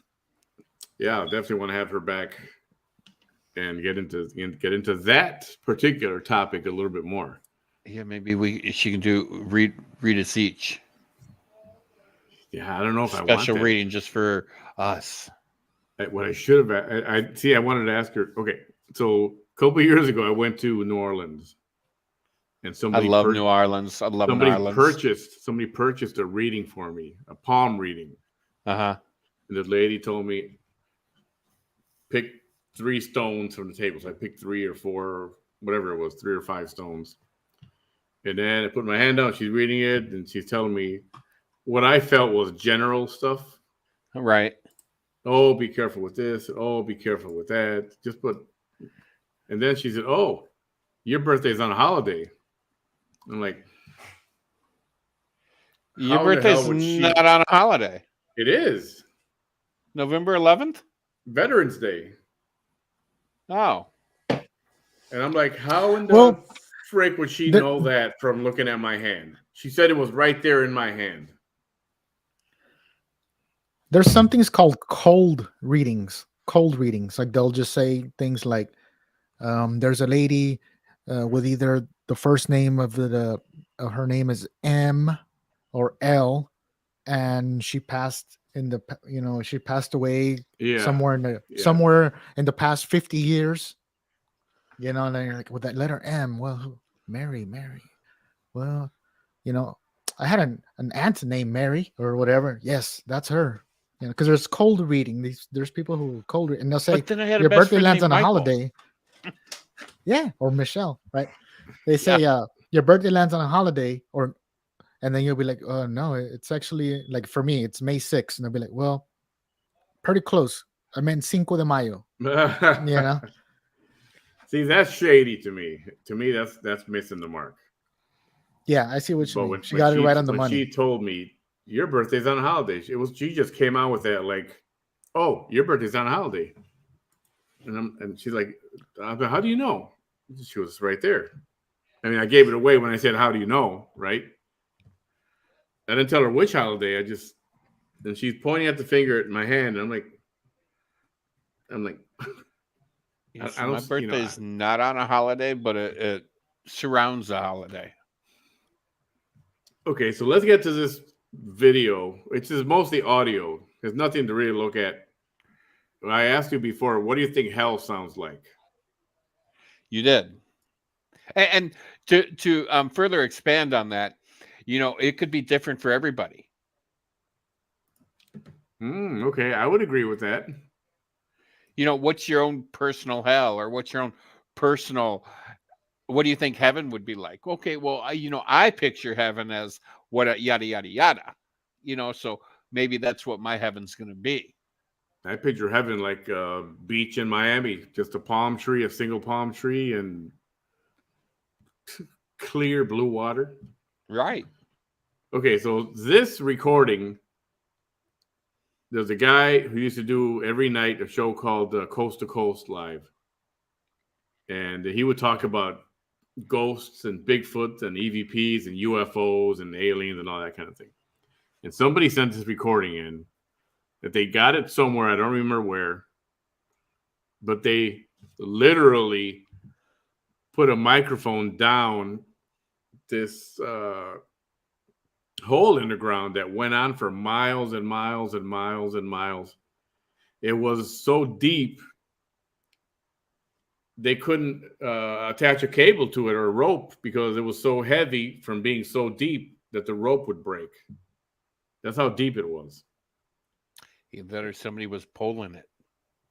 So the microphone with the cable, they kept connecting its extensions, and it went down, they say, miles.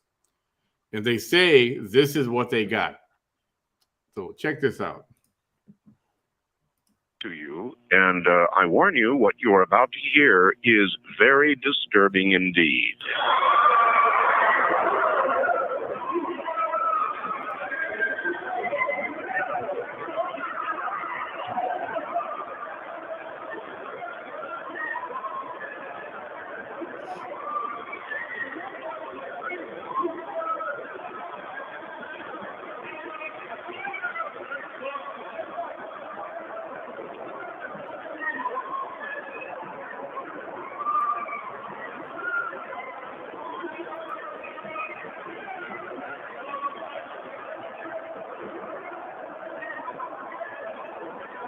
That's it. I'll let you come to your own conclusions as mean, does that creep you out or spook you or anything like that? I mean, besides asking the question, is it even real? But would something like that creep you out? Be honest, it did nothing for me. I mean, I thought I heard some talking and some screaming, but it just did nothing for me. Yeah, I mean it's creepy maybe if I hear it when I wake up to use the restroom in the middle of the night and I just hear that from nowhere. But other than that, kind of sounds like somebody watching a movie on an old TV. Yeah. Now, if I have a fucking nightmare tonight, I'm gonna kick somebody's ass.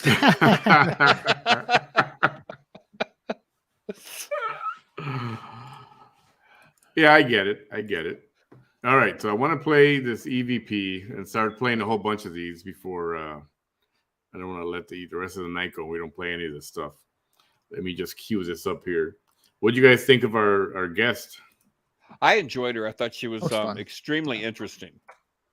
Could learn a lot. That's the tip of the iceberg, like they say, right? I'm sure there's a lot. Oh yeah. Okay, this one is supposed to be. Let's see. All I got in parentheses is "talk to the dead." The sound you hear is supposed to say something like that. Let me just play that. See what we gather. Here we go. I'm going to play this one again. Set it up for me first. Okay, so basically on this one, you're going to hear Barry, which is one of the GIS members, say, "I hope there's no bodies down there," which Barbara tried to get away from it, saying it was a private residence. It was actually a funeral home, which is about as close as we can get to saying the name. Okay, that's fine. So, don't say the name, yeah. Yeah, so it was a funeral home. We were about ready to walk in. Barry says, "Don't worry about what's on the screen. I don't know why they put that video to the audio, but don't worry about the screen. Hope there's no bodies down there." And this EVP right after him says, "Talk to the dead." All right, everybody listen very closely for this and what he just said. Here we go. There's no bodies down there. It was in the background. I heard it that time. All right, I'm going to attempt to give it to you one more time here. Here we go. Listen very carefully. There's no bodies down there. I don't like that one all. Did you guys were able to make that out? It's like as soon as he said there's no bodies down here, you hear "talk to the dead" like underneath that. Did you catch it or you didn't catch it? Well, I heard it, but then they tell you what you're supposed to hear. So is that what they actually said? Well, I wish they wouldn't have told me what I'm supposed to hear and let me make my own decision first. It's kind of like, have you ever seen that video that they play where it says, like, read this, and it says green needle, and it says like brainstorm or green needle, and whatever you're reading is what you're hearing. I get that, and what this guy does, Art Bell, what he started doing was, don't tell us what they're saying, let's play it and see what everybody thinks they said, and that's what he started doing later in his broadcasting career. Oh, we've got somebody else who wants to visit with us. We've got here. I'll come back to this EVP later. Pearl. Hi. Sorry. Hi. I'm not Vanessa Beautiful. Sorry, guys. Oh, I prefer to have you on here than her, to be honest. Hi, how are you? Hi, pretty good. So I have several stories. I'm a skeptic, but I worked at the Brownsville Airport for at Harlingen Brownsville Airport pretty near 10, 12 years. And I worked at airlines. I was there too. And I worked at a bar that was actually, the building itself has been around since the 40s. It was a whorehouse in the 40s, 50s, 60s, and then it became a bar around the 80s. That's the one next to the airport. No, not Barnstormers. Okay. I got married there, by the way. No, this was a bar on Paredes Line. Oh, okay. And, it was known as Mary's at one point, and now it's a different name. And working there at night, closing it off, you would hear spurs. You would hear, somebody walking, because we had to have all the lights off behind us, and all we could have was, the lights on where we were working at. And you would hear it. You would just hear spurs. Whoa. And you would turn, and it was like, okay, there's nothing there. Or you would hear a door close, and it's like, okay, there's not supposed to be a door there, because they added on later on to that building. And so where they added on was the door, should have been there where the add-on was at, and you would hear a creak there, and it's like there's not supposed to be a door opening and closing in that area, and you would hear it. And the Brownsville Airport, oh man, I wish air traffic controllers would come on with you guys, because they have stories to tell. But myself, I remember walking to the parking lot, and I saw a gentleman standing at one of the at a tree heading, where the parking lot's at. And I thought it was one of the taxi drivers at first. I'm like, I don't want to talk to them. And so I'm just, still walking, and I'm, looking down, looking up, looking down. And then it was a younger gentleman, and all the taxi drivers were older. And I would look up, and he was like in a grayish suit. And I thought he looked kind of weird. And then as I approached the tree where he was leaning on, I was going to say hello regardless. And he was gone. And I was like, okay, this is weird. Wow. Yeah. Whoa. But I'm not the only one who has stories from the airport, from the Brownsville Airport. I mean, it was built in 1929. Yeah. So it's, there's a lot of stories from not only myself, other people who have worked there, at night. Just at the old terminal, where the American Airlines side, there were 3 of us working that night, only 3, and the airport security was out driving around on the field somewhere on the runways. This was the final aircraft. We were cleaning it up. I was outside. Somebody was on the aircraft. I could see him in the window, and 2 people were in the aircraft, and I was outside. And then I hear this running down the jet bridge. Footsteps. Tum, tum, tum, tum, tum, tum. And I was like, hey, what's going on? Who's running? What happened? And they're like, what? There's nobody there. We're not running anywhere. What? He's here and I'm here. And I can see the police lights of the security car out on the runway somewhere. So I ran inside to see if anybody was in there in the lobby. There was nothing. And I heard the freaking footsteps. And I heard it, and it creeped me out. Yeah. Yeah. Real creepy. Like I said, the Brownsville Airport, and then here in Brownsville, I mean, they do actually have where they do those. I guess like during Halloween, they open up the college. Oh yeah, for like a ghost tour or something. Yeah, ghost tours here. Yeah. The old Valley Regional Medical Center on 10 Hut Road, they have also as well. There's been a lot of stories about that as well. I've heard about that, yeah. Yeah, I've heard a lot of that going on there in Valley Regional. Yeah, the old one on Ted Hunt Road. And it's they even have it, I don't know if it's still standing, but the college will do it. And like I said, I wish the airport would kind of open up, to help pay for some of that stuff that they did to it. That would really help them out. But Barnstormers, when it was there, that old bar that was there, that lady who worked there, she worked there pretty near 20 years. She had stories to tell as well. And my son, he was about 5, I want to say, and we were standing waiting at the Buffalo Wild Wings on Paredes Line. Love that place. And we were, is it still there?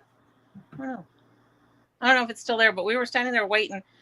And the one that was on Paredes on is that what you said? Yeah, where now it's like something tavern.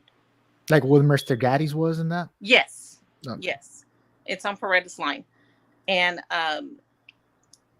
we were standing there waiting for the rest of the family to show up for some get together.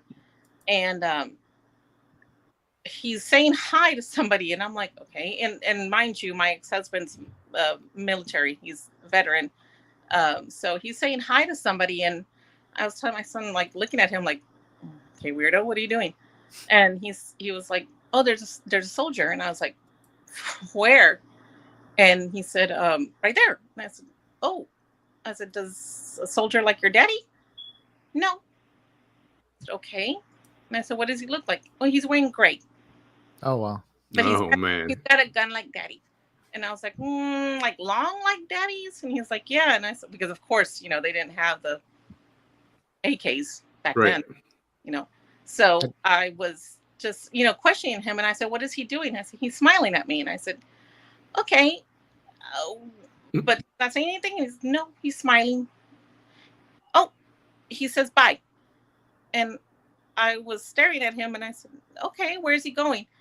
He's walking. And he was like, walking towards Paredes Line Road to itself. And I was like, oh, he's heading back to the field. Because I thought like, oh my God, that was where, we had Palmetto, the Palo Alto battlefield. Mm. And my son, of course, being 4 or 5, didn't know any of that. And I did, I love studying history, my own history and the local history. And I said, oh my God, I said, this soldier that he saw was walking towards the battlefield. And I was so freaked out. I was like, man, no. This kid's I was like, wow. I was freaked out. I was just so scared myself. I was like, okay, let's wait for everybody inside. So I just walked him inside. But I thought that was really weird. But here, have you seen the video that we played? Bam and I played it last week. Oh yeah, I think it's in Asia. Where was that? My favorite one in Thailand. Oh, Asians love paranormal stuff. Oh, there's a captain. They're in an airplane waiting, I guess, for a bridge and for a crew. And there's a jet bridge sitting there without an airplane attached to it. And there's people walking like off an airplane down the bridge into the building. And there's no airplane, there's no truck down there, there's no other entrance, and they're just people walking. And you can see people with their backpacks and their luggage walking. And the jet bridge is all glass, mostly glass, so you can see everybody just walking down like they're just getting off a flight. And it was like an endless row, like a parade of people. Yeah, I think it was Phuket, Thailand. Right. I'll look that up. I'll play that in a little bit. I didn't see that. That's pretty. That's fun. Oh, it'll make you look at it twice because you're like, I see actual people. I mean, the detail is so bizarre that you swear you can see like hats and carrying luggage and like outlines of faces. Oh, like that Gettysburg one where people have seen where they're soldiers are crossing. Yes. Oh yeah. They actually have and when you're looking at it, you're like, there is not even another jet bridge or airplane that can even be there because you can see like a building like right beyond that jet bridge. Wow. So I mean, it's quite interesting. No, I like I said, at first I was very skeptical, but working at the Brownsville airport, and then hearing more stories of people seeing it and stuff, and then learning about my own history, we found out, like I said, I love studying our history. I actually, I let you know that I think Manny, in a message, I loved studying that. And I found out we went to a card reader. One of my sisters and I'm the youngest of 10. And one of my sisters and I went to a card reader here in Brownsville one time. And she was pretty decent. She picked up that I was able to read cards, but I won't do it. I'm scared. I'm very scared. Mm-hmm. And, but my sister was inside getting her cards read. And then my sister came out and said, hey, she wants to talk to you. I said, why? Because she's picking you up. And I said, okay. And I said, I don't have the $20 to pay for this lady to read my cards. And she's like, no, she's going to do it. She said she wants to talk to you. And I said, okay. So I went in and she said, I'm picking up on your family. And I said, okay. And we're, she's asking us questions and, my Spanish is really bad. And my sister's trying to translate and stuff. And she's, we're doing the best we can to understand each other. And then she finally said, she threw down the cards and said, there's a line of card readers in your family. And that's something a lot of people don't know about us. Well, now people do, right? Mm. But And then she said, I have you here, I have your son, and I have your daughter. Whoa. And, Wow. wow. And I said, oh, wow. And I didn't have a daughter at the time, by the way. I just only had my son still. She saw my daughter, whom I had, I think, 5 years later. And she picked up on her. So I'm like, wow, this lady's legit. So she started getting excited. She's like, I've never seen this. I've never seen a whole family of basically witches. Well, you know, she called us brujas. And yeah. I was like, okay. And then my sister and I were freaking out. And she said, this goes back really far back. She said, you had family burned at the stake. Ooh. And we're like, no. And so we went running home like two little girls who had, you know, just excited little girls. And we went and asked my mom, and my mom just was mad at us for talking to card readers. And she said, yes, it comes from your dad's side. In Wales, they were burned at the stake. You had family members burned at the stake in Wales. Holy crap. My God. So we were freaking out. And then she said, yes, there's some superstition about having an X on your veins are X'd out. And if you have that, apparently you have the power, or nobody can do harm to you when it comes to, you know, magic, black magic or anything like that. And I actually have it. My dad has it. My grandmother Frances had it. My son has it. My daughter has it. It's a perfect X on our foot. Oh, and my wow. arm. My grandmother had it on her, I believe, on her foot as well. And it's just, and that's the lineage actually it comes from, is our Welsh ancestry. Oh, wow. Yeah. And I'm the only one out of the 10 that has it. And my 2 children came out with it. Oh, so, man. I feel crazy talking about this stuff because it's like people look at me like, really? You believe in this? And it's like, but Oh, no, this is fascinating. I think most of the people here are amazed. And, you know, I mean, I am a skeptic at heart, but I do believe in it. And I believe it. I mean, I am too. I mean, I was too until, like I said, we've had, you know, experiences. Like I said, not only myself, my son. I'm trying hard for my daughter not to have it. I don't want her to freak out on it. My husband was a skeptic until one day my husband is my second husband, he's a real skeptic on this. And he freaked out one time. My son was 13 at the time. My son came running into the bedroom. I'm screaming. My husband's trying to wake me up. And my son comes running into the bedroom and says, Mama, are you okay? And I said, yes, I am. And my husband said, what the hell is going on? And I said, I was having a dream that somebody was taking me. And my son, who was in his room, said, I dreamed somebody was taking you, Mama. And my son was freaking out. He was like, this can't be possible. And I said, no, I know. I said, I didn't sleep for at least a day or two after that. And my son was in the bedroom with us after that. But yeah, when my husband was like, this can't be real. And I said, well, how can 2 people have the same dream? Yeah, that's, whoa. But yeah. Here, if you want to watch this, if you're able to, I don't know if you can from that angle you got right now on your phone. I don't think so. Oh, yeah. I think I can. Can you see that? I don't know if this is, watch this. You see the bridge? Yes.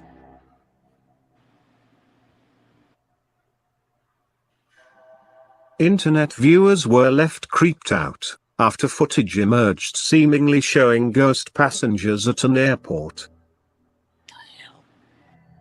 This viral video shows an airplane gateway at an almost deserted airport, believed to be in Phuket, Thailand.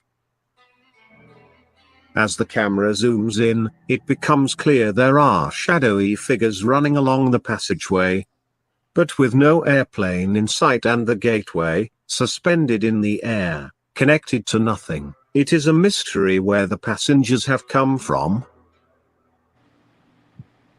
The footage, uploaded online on Monday, July 31st, has left viewers baffled with various theories to explain the strange sight.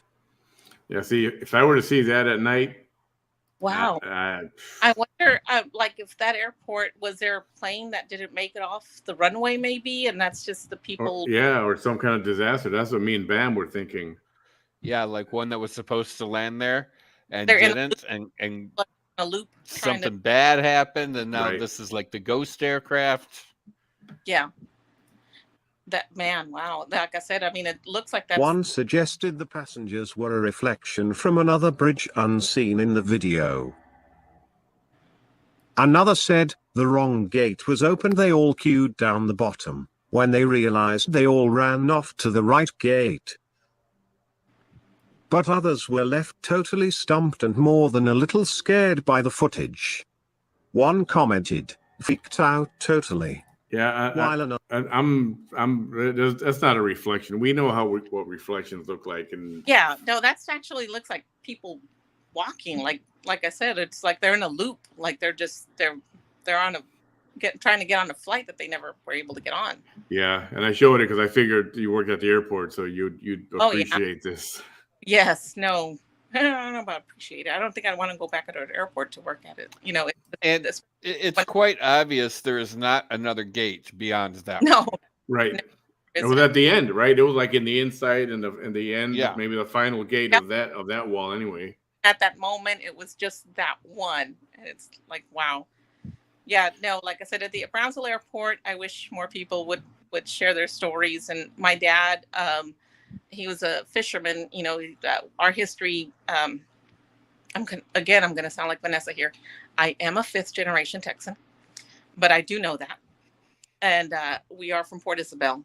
We were one of the I guess the families from the. We were lighthouse keepers of the port of the lighthouse, and I have proof of that. And they have a lot of stories. My dad does from Port Isabel, and when he was a fisherman out of Boca Chica, you know, being able to hear the coins clanking, and knowing, you know, especially back in the 40s and 50s, you know, not being able to have light out there or anything really. It was just their, you know, Coleman lantern. If once it went out, it went out. Yeah. And they could hear the clanking of coins. They can hear, you know, people yelling in different dialects. And my dad is, you know, he's fluent in German, Estonian, Spanish, and English. And he was like, I can't decipher what some of these people were saying. And but they would hear it. He and other fishermen out there in Boca Chica Beach and Port Isabel as well. There's a lot of stories out of Port Isabel. My grandmother lived in downtown Brownsville. Well, not downtown, by the zoo, like on Wilson. Those old houses that they haven't knocked down yet, but there's quite a bit that they have knocked down, were actual homes that were would house injured soldiers from back in the Civil War, and some of them would die. And a lot of those old families would say that they would hear footsteps or see the silhouettes or hear the moans. You know, the soldiers out there, like I said, by the zoo area, that they would hear them because they knew, there was somebody there. But and like I said, they shared it amongst each other. And my grandmother would tell my mother, her daughter-in-law, like, "Oh, don't worry about it. It's just the soldiers." Oh, wow. Oh, it's okay. It's okay. We're used to it. Well, I'll tell you what. Somebody's asking if you have a Facebook page. I don't know if you want to tell it here public. If you want, you can send it to me, and I can put you guys in touch behind the scenes. Unless you want to make it public, it's up to you. No problem. I'll let you know about it. I'll send it to you. And I mean, I don't have a platform. It's just but I also I'm talking to somebody with the Rio Grande Valley History page, trying to get a hold of somebody that they're doing research on bartenders and bar owners of the valley, and I have that history as well. So when my grandmother worked at the Outrigger, for God's sakes, and Outrigger's an old bar here in Brownsville that no longer exists. But and she was also, I have a aunt who owned a bar downtown called Mommy's, So, that history. We also have history where family owned bars down Puente de los Negros, which is now known as Tandy Road area. Oh yeah, okay. Yeah. So, I love researching history and anything that has to do with the local history, especially with our family, and comes with it a lot of ghost stories. Because of all the history, all the wars that happen here, raids with the Brownsville raid, so many things. Imagine that. Yeah, there's a lot of that down here. Native Americans before who died as at the hands of Vidal Kennedy and his gang. He died being patrolling the area along with a Mexican who was also patrolling the area. We were Bartholo, they were Garcia, and Vidal Kennedy, who Petra Kennedy, son, killed him with his gang, hung him. So so I'm a true believer in the Texas Rangers, but I also know all the stuff that they did wrong as well. But yeah, I have heard that there was a dark history to that you can talk about. That'd be great to talk about stuff like that. Absolutely.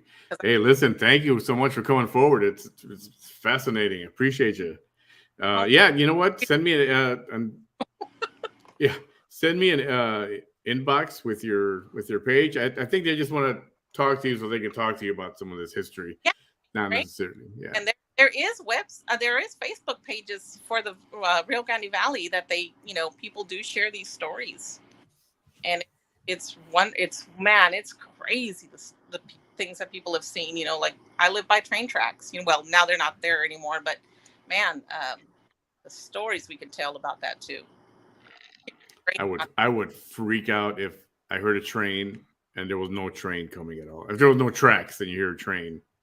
Here, like I said, in Puente de los Negros, where Tandy Road now sits, you were able to hear it back then. I don't know if you still now can, but back then we could. And it was just you'd look for the train that wasn't there. Oh, yeah, I'm done. I'd be done with that. Listen, thank you so much, Pearl. We'll be in touch. Yes, sir. Thank you. Thank you. Yeah, that was awesome. Yeah, a lot of history, a lot of freaking wild stories. And I did hear something about that steak thing. To learn that would freak me out, right? And a lot of history. I wanted to ask her about this X that they're talking about. Is it like your veins cross like an X, or is it like an actual physical mark like an X? That's what I should have asked. Or if you look at your hands, how you have those creases, maybe it's kind of like that. I don't know. That's can always go back to that.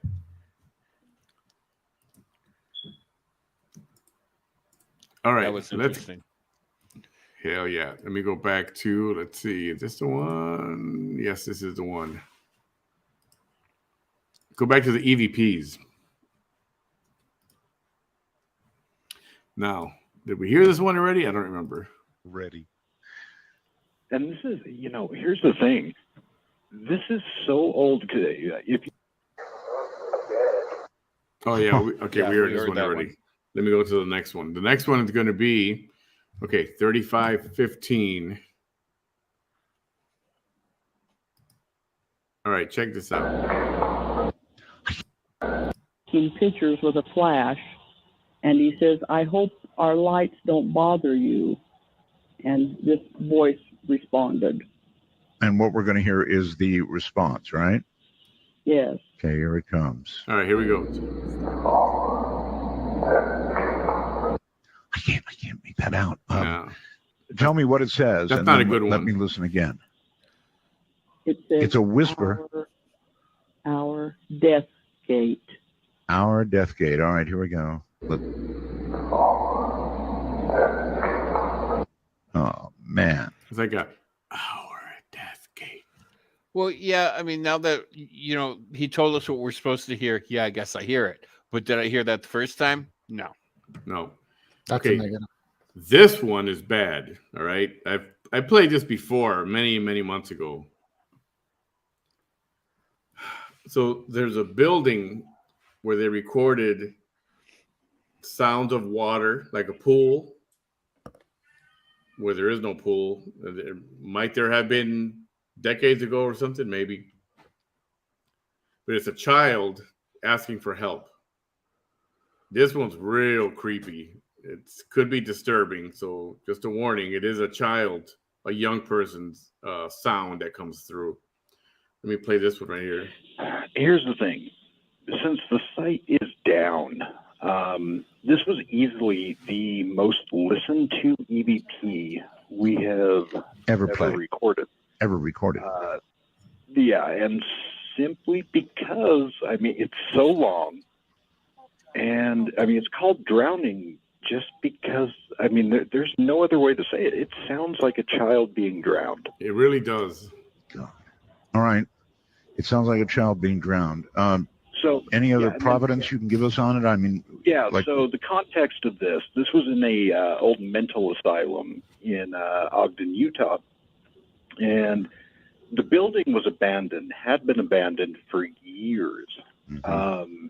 That the owner of the building was renovating it. She had called us in to, you know, investigate these things that were happening while they were doing the renovations. Something apparently was upset.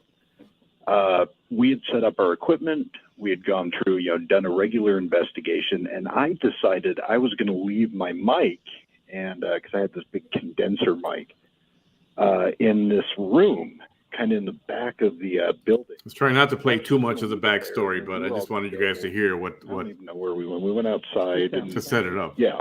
So we were out for a while. There was nobody in this building. There should have been really no sound other than maybe cars driving by. And about 10 minutes in, this picked up. And I mean, I remember hearing this and just, well, I didn't even want to show you, Barb. Yeah. I mean, he didn't tell us about it for a day or two after he heard it, because it was recording into his computer from the condensed mic. All right, so I'm not going to hear any of your voices at all. Everything I hear should not be there. Should not be there. The water sound. This building had no running water. No plumbing. Had no plumbing on, no water on for years. All right. With that as a setup, here it comes. Here we go. Listen closely at your own peril.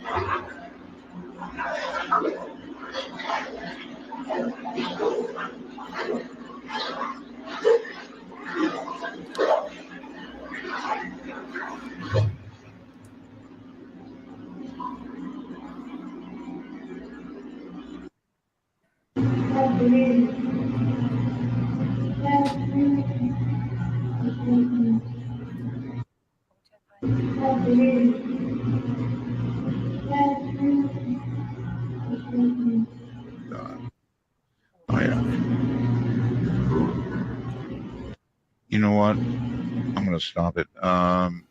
Yeah, and that's basically just the voices. Yeah, am I hearing correctly when the voice comes in? Is the voice saying "help me"? The child. That's what I heard. Voice that sounds like a child. Yes. Yeah.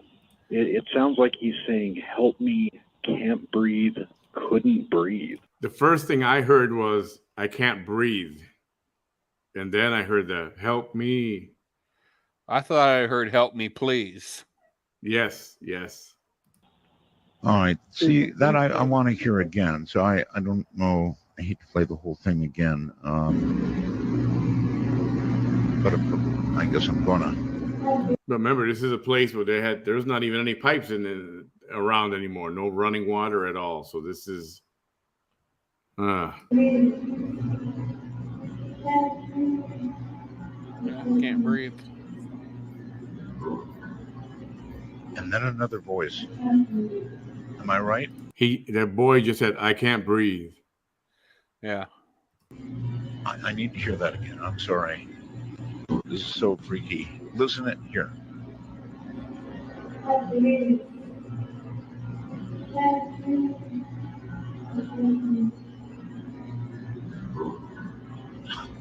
That was another voice.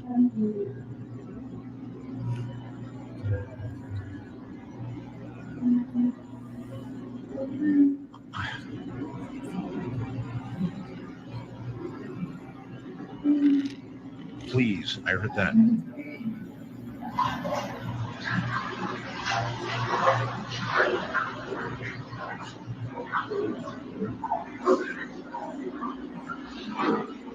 You're right, Donna. They did.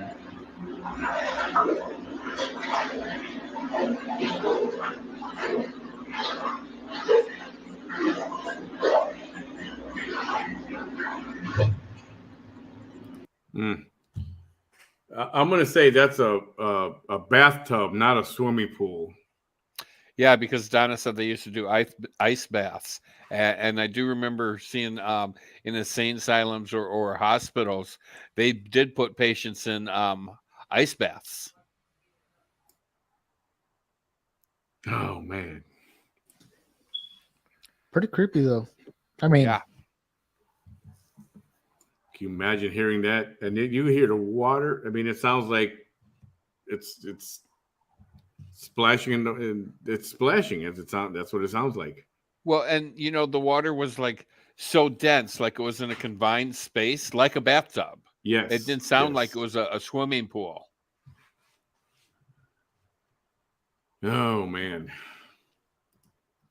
You know, there was this other one. I couldn't find it tonight, but they left the recorder on a tomb at a cemetery.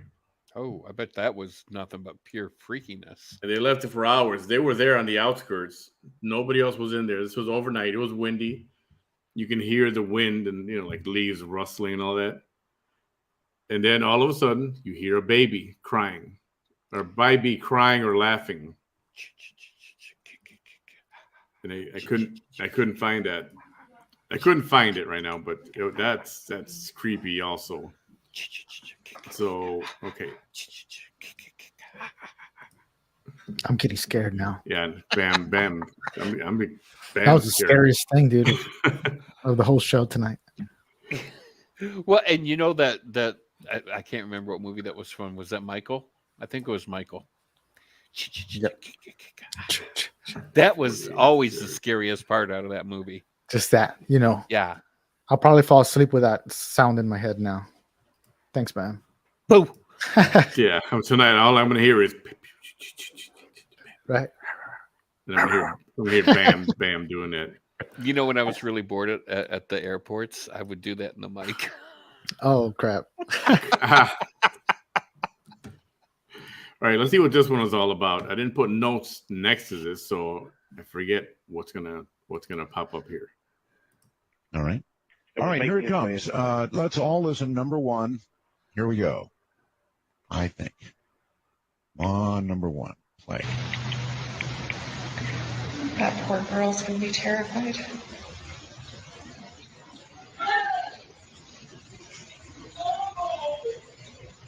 You could barely make that one.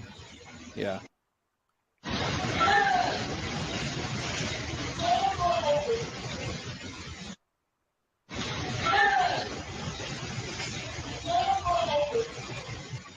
All right, I take it back.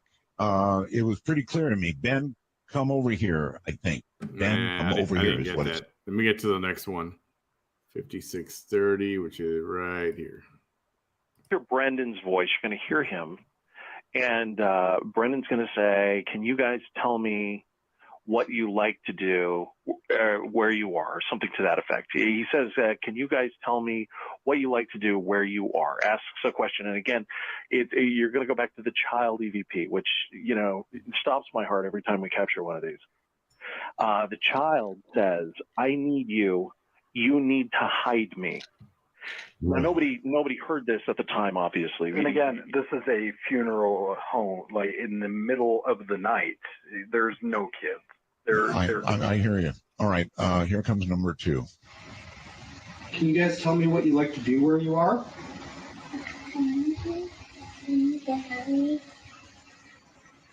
Wow.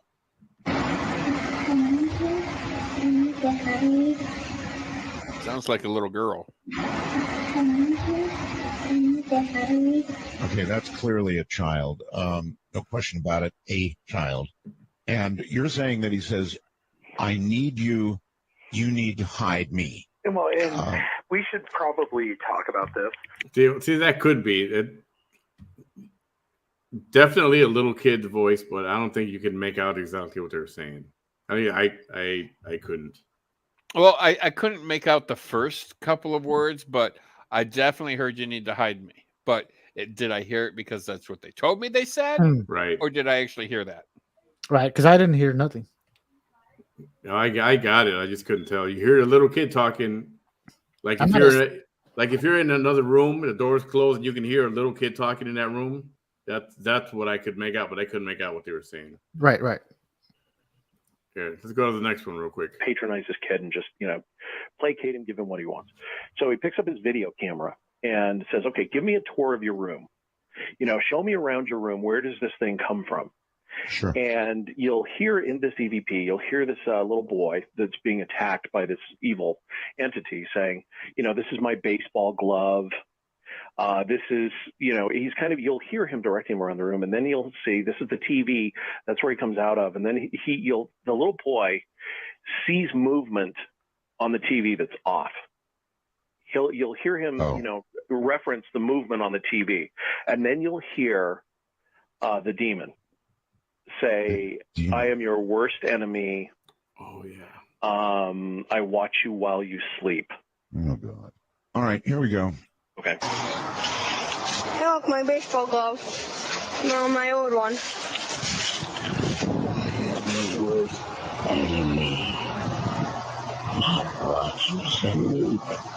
I just saw something move on the screen. So it says, I am your worst enemy. I watch you sleep. Then he goes, well, he's going to play it again. Sean. Well, it's not there anymore. It's in the background while this little kid is talking. I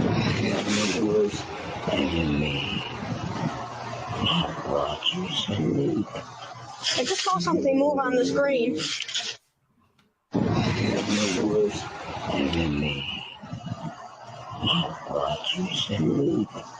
I just saw something move on the screen. Ay. And of course, you guys catch any of that? Well, and I did kind of hear that I'm your worst enemy part. And, the only thing I can say about that voice is kind of like Sean Conroy's voice in 007 Goldfinger, I think it was, when he says, I want you in the West Way, Moneypenny. I don't remember that. Oh, no, that was Robin Williams that was that pretended. It was Robin Williams that said that. I want you in the West Way, Moneypenny. Okay, hold on. Steps can be heard, and in this track, you're going to hear a woman with. She sounds like she's got an accent. It's possibly a Hispanic accent. Just out of nowhere. Again, there's no context to this, Art. There's nobody talking. No one is asking a question. It's just a lot of silence, and then all of a sudden you'll hear a female voice say, "Put that thing in his eyes." Yeah. Which is kind of ominous sounding. Yeah, let's take a listen. Yeah, all right, here we go. Number 4. You're stepping in his eyes. Wow. Oh, that one's better. You're stepping in his eyes. Now, see, I hear there's something in his eyes. Oh, wow. That is... that sounds like put that thing in his eyes. There was just silence. There was no... That's very concerning. Yeah, that's very concerning. That's very clear. I'm not sure I hear an accent. It's quite clear. Really? And, you don't hear any accent at all? So. I don't. Maybe somebody else does. We're about to do it again so people can listen. But this one has no context. It just showed up on the recorder, and it's awfully clear. Listen again. You're stepping in his eyes. You're stepping in his eyes. You're stepping in his eyes. Okay, you mentioned this was an... It's something, that thing in his eyes. I couldn't catch the first little part. Well, see, I think she says there's something in his eyes, not put it in his eyes. Or there's something in disguise. That too. There's something in disguise.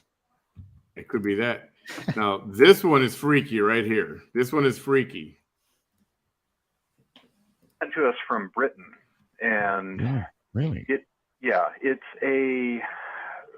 a message that was left on an answering machine. The family said they had no phone call that came in. Caller ID did not show anybody calling, but all of a sudden this message was there. And you're going to hear the message machine pick up. So it says message something or other, blah, blah, blah. And then the beep.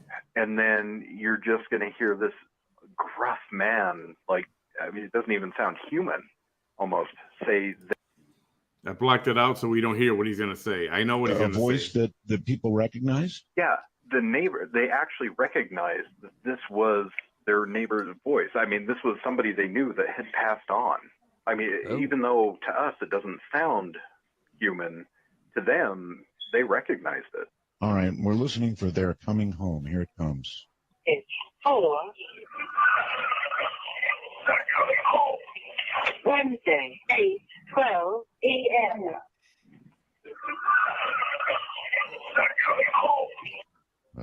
That one's clear. Yeah, I hear they're coming home. Right?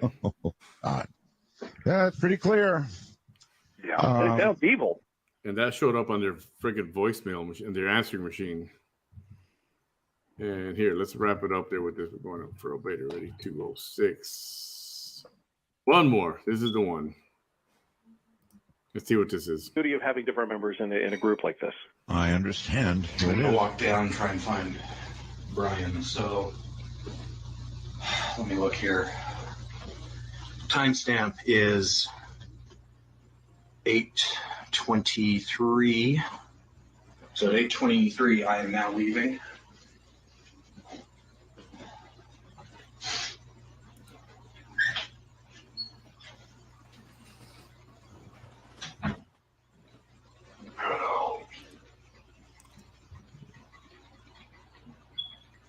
I heard it.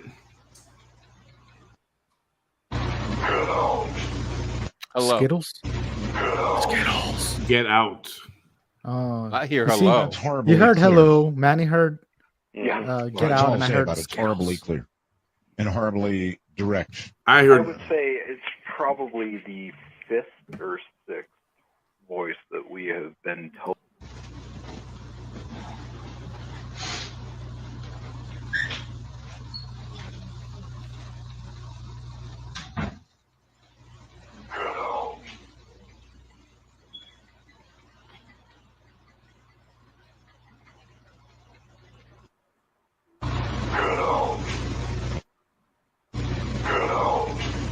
Yeah, it sounds like Get Out to me. I wouldn't need any more encouragement than that. Of course, fortunately for you.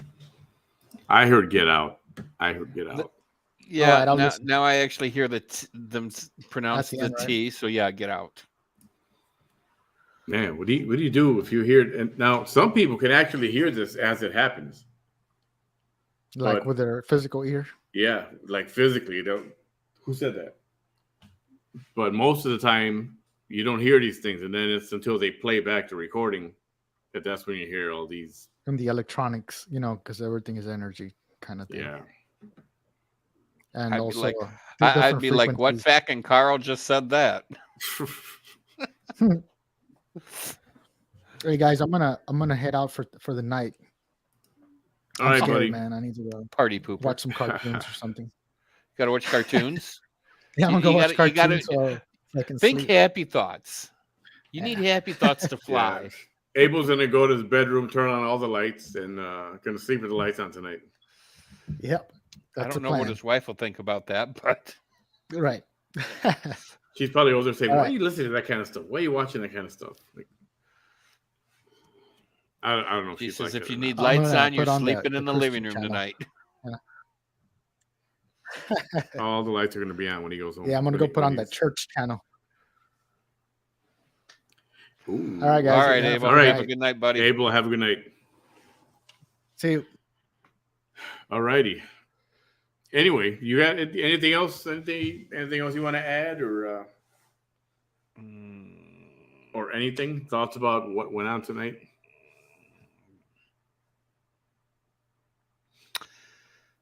It doesn't. This stuff doesn't scare me either. I could listen to it like all night and watch the scary movie or whatever. It doesn't bother me. But every once in a while, when I'm by myself, and I'll just get this feeling. I think it's after I wake up, like startled in the middle of the night for some reason, and I'll get this feeling like somebody's watching me, and I get freaked out, and I got to go turn the light on, and kind of settle down. No, I don't have any issues like that, and it's sometimes, not very often. I'll be watching a horror movie, and I know somebody just caught what I said because I've always had an issue between horror and horror. Oh, the HOR and the WHO. Yeah, I have an issue with pronouncing it. It always comes out horror. Horror. Yeah, it always comes out horror. So sometimes when I'm watching horror movies, I don't have a problem with them. But others, there's just the director and the actors just go above and beyond, and it makes you actually believe that you're watching it in real life. And then your mind starts to wander, and your mind and your brain will get the better of you. Yeah.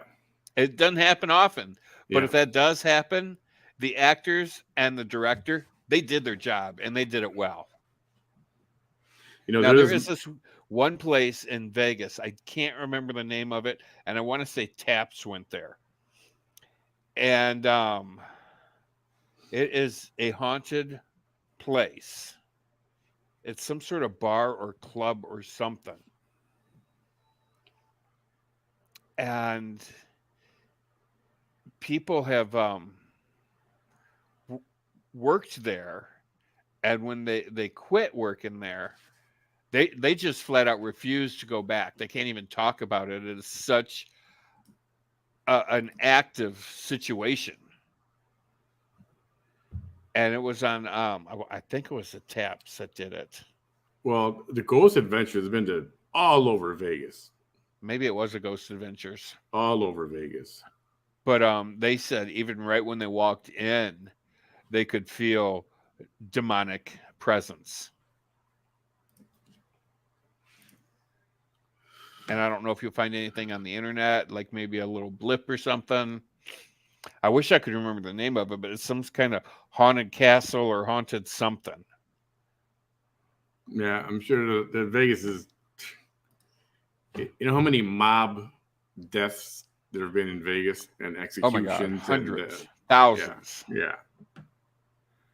What is that lake out there? Is it Lake Mead? Is that out there in Vegas? I believe it is. Lake Mead is the one that's dried up. It's starting to dry up, or it's a part of it. And they're finding bodies. Yeah. And they found a barrel. Was it a barrel or a refrigerator that had a barrel? Yeah, they had bodies in it. it. Yeah, and other things which they're not talking about too much, but holy crap. And then there's that hotel that's haunted in Vegas. I mean, there's lots of activity in the Vegas area and surrounding area. Oh, there's a San Antonio across the street from the Alamo. There's a little hotel, 2 or 3 stories. And the story was family went over there, checked in, went upstairs to the room. The maids, the housekeeping, they're around there. If we can help you with something, let us know. Come down and call us by name or go down to the lobby. So the family changes. They go down to start taking a tour of the Alamo or whatever they're going to do. They go by the front desk. Hey, we just talked to so-and-so, one of their ladies up there. She's very nice. Just want to let you know she was real nice. And they're like, oh, you met Rosie.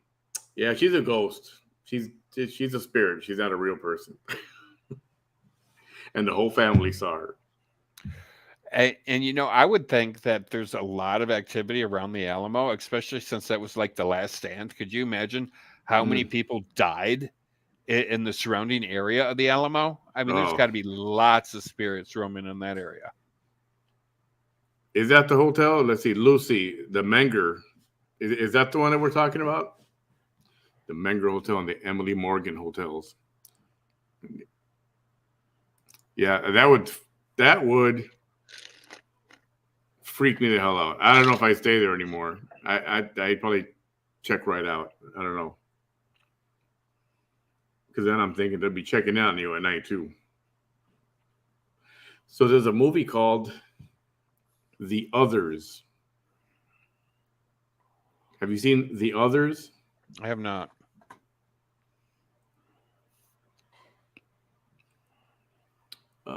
What's her name? I used to be married to Tom Cruise. Nicole Kidman. They were married, yeah. And she's in this house with the kids and the family, and it's like the house is haunted. They keep hearing things. Things are happening, and they're just living with this. I don't want to give it away. Check out The Others. And it'll freak you out at the end. And there's a bunch. We can stay on movies like for freaking ever. Right? Kate's seen it. The Others, it freaked me out when I saw it. And I was like, oh. That's why I gave my pick as Hank Sr. Oops, let me go here. Many stories surrounding the outskirts of Nashville and Grand Ole Opry about him. Oh, wow. Yeah, can you imagine how many stories or sightings there are having to do with the Confederate War, the Civil War? Yeah, I mean, that's... Yeah, The Others was good. Hope you guys are having a good, scary night.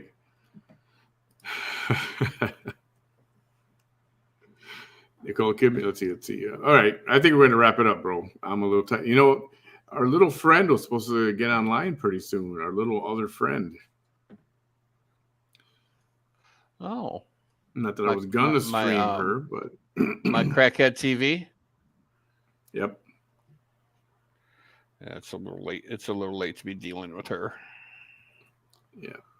But I think I know why she's waiting. Oh, she waiting for us to get off? That's my guess. You know, I wonder what my Crackhead TV personality is going to say when she hears about the GoFundMe for me. Yeah. I don't care what she has to say. I don't care either, but you know, she is what she is. You know what? I'm not going to stream her if she does come on live. I'm not going to stream you.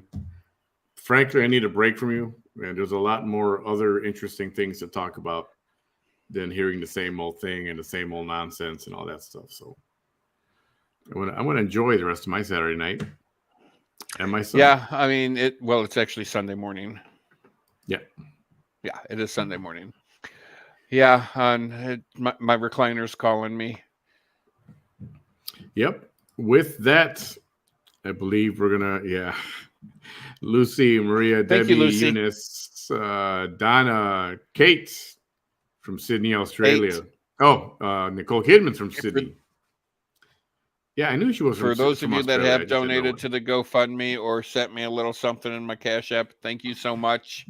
I hope to have a new computer relatively soon. Yes, but thank you for everything that you've done so far. Yeah, definitely. If you did drop anything in the on the YouTube side of the, what do you call those, stickers or bubbles or whatever they're called, I thank you so much. I won't know they're there until I check into it later, but it's much appreciated all the time. And if you can help, I got the GoFundMe for Bam's computer. Let's try to get him a computer soon. So yeah, I'm going to stick up the green monster probably tomorrow or sometime today, just so Manny can stare at it some more. Yeah, that green drape behind you is, you know, I don't know. I don't like this whole thing right here. This is like the ugliest, hideous thing in the world. Not really. I think it is. I mean, still, it's cool to have a green screen and you can put any kind of graphic you want back there. So yeah, we'll absolutely. See. We'll see what happens. Everyone's help is much appreciated. Thank you so much for hanging out with us tonight. It would be cool if I could have moving ghosts back there that come out and go. Yeah, we'll give you some real ghosts. How's that? No, I've had my fill. Here, I've had my fill. I'll act like a dem and send you thoughts and prayers for your computer instead of money, man. I like it. I like it. I like it. That's good. Yeah, I love my Democrats about as much as I love my Vanessa TV. Yeah, not much at all, do you? No, actually, I enjoy my Vanessa TV because it is extremely good entertainment for me. And it's amazing. It's like when I didn't want to get on her tonight, but like the other day she was streaming a movie, and I don't want to get on her any night. I don't. Go ahead, and she said the word lackadaisical. Okay, well, she said it like 50,000 times. It's like, did you just learn that word today? And I mean, it's not really a college level word. I mean, maybe it is like freshman college level, but it's like, when she learns a new word, it's like she uses it like 50,000 times in her video. Literally 50,000 times. Literally. Yeah. So it's like, that I find that interesting, but it is what it is. And lackadaisical, that's a fun word. I like that word. Kind of like the word exuberant. I love that word too. Oh, you're not gonna have nightmares tonight. Just turn on the TV and put on some comedy, and you'll forget about all this stuff. Yeah. So everybody this evening, thank you for hanging out with me. Have an exuberant evening. Enjoy the rest of the weekend. Yep. Don't forget Bam's GoFundMe. Pitch in a little bit. Let's try to do this for him. We will see you guys unless something spectacular happens tomorrow. Otherwise, not till Monday. Not till Monday. So have a good night, everyone. Be safe out there if you're going out still or whatever. I'm hungry. I am too. I didn't have dinner. I had like a super late lunch, and now I'm hungry. And it's 1 o'clock in the morning. That's not a good thing. It's not. Never eat before you go to bed because that's when you get fat. I know. So if I do eat, I have to stay up for a couple of 3 hours. Yeah. Walk around the block a couple hundred times. At 2 o'clock in the morning. Yeah. That's a safe thing to do. All right, everyone. Have a great night. We'll see you on Monday.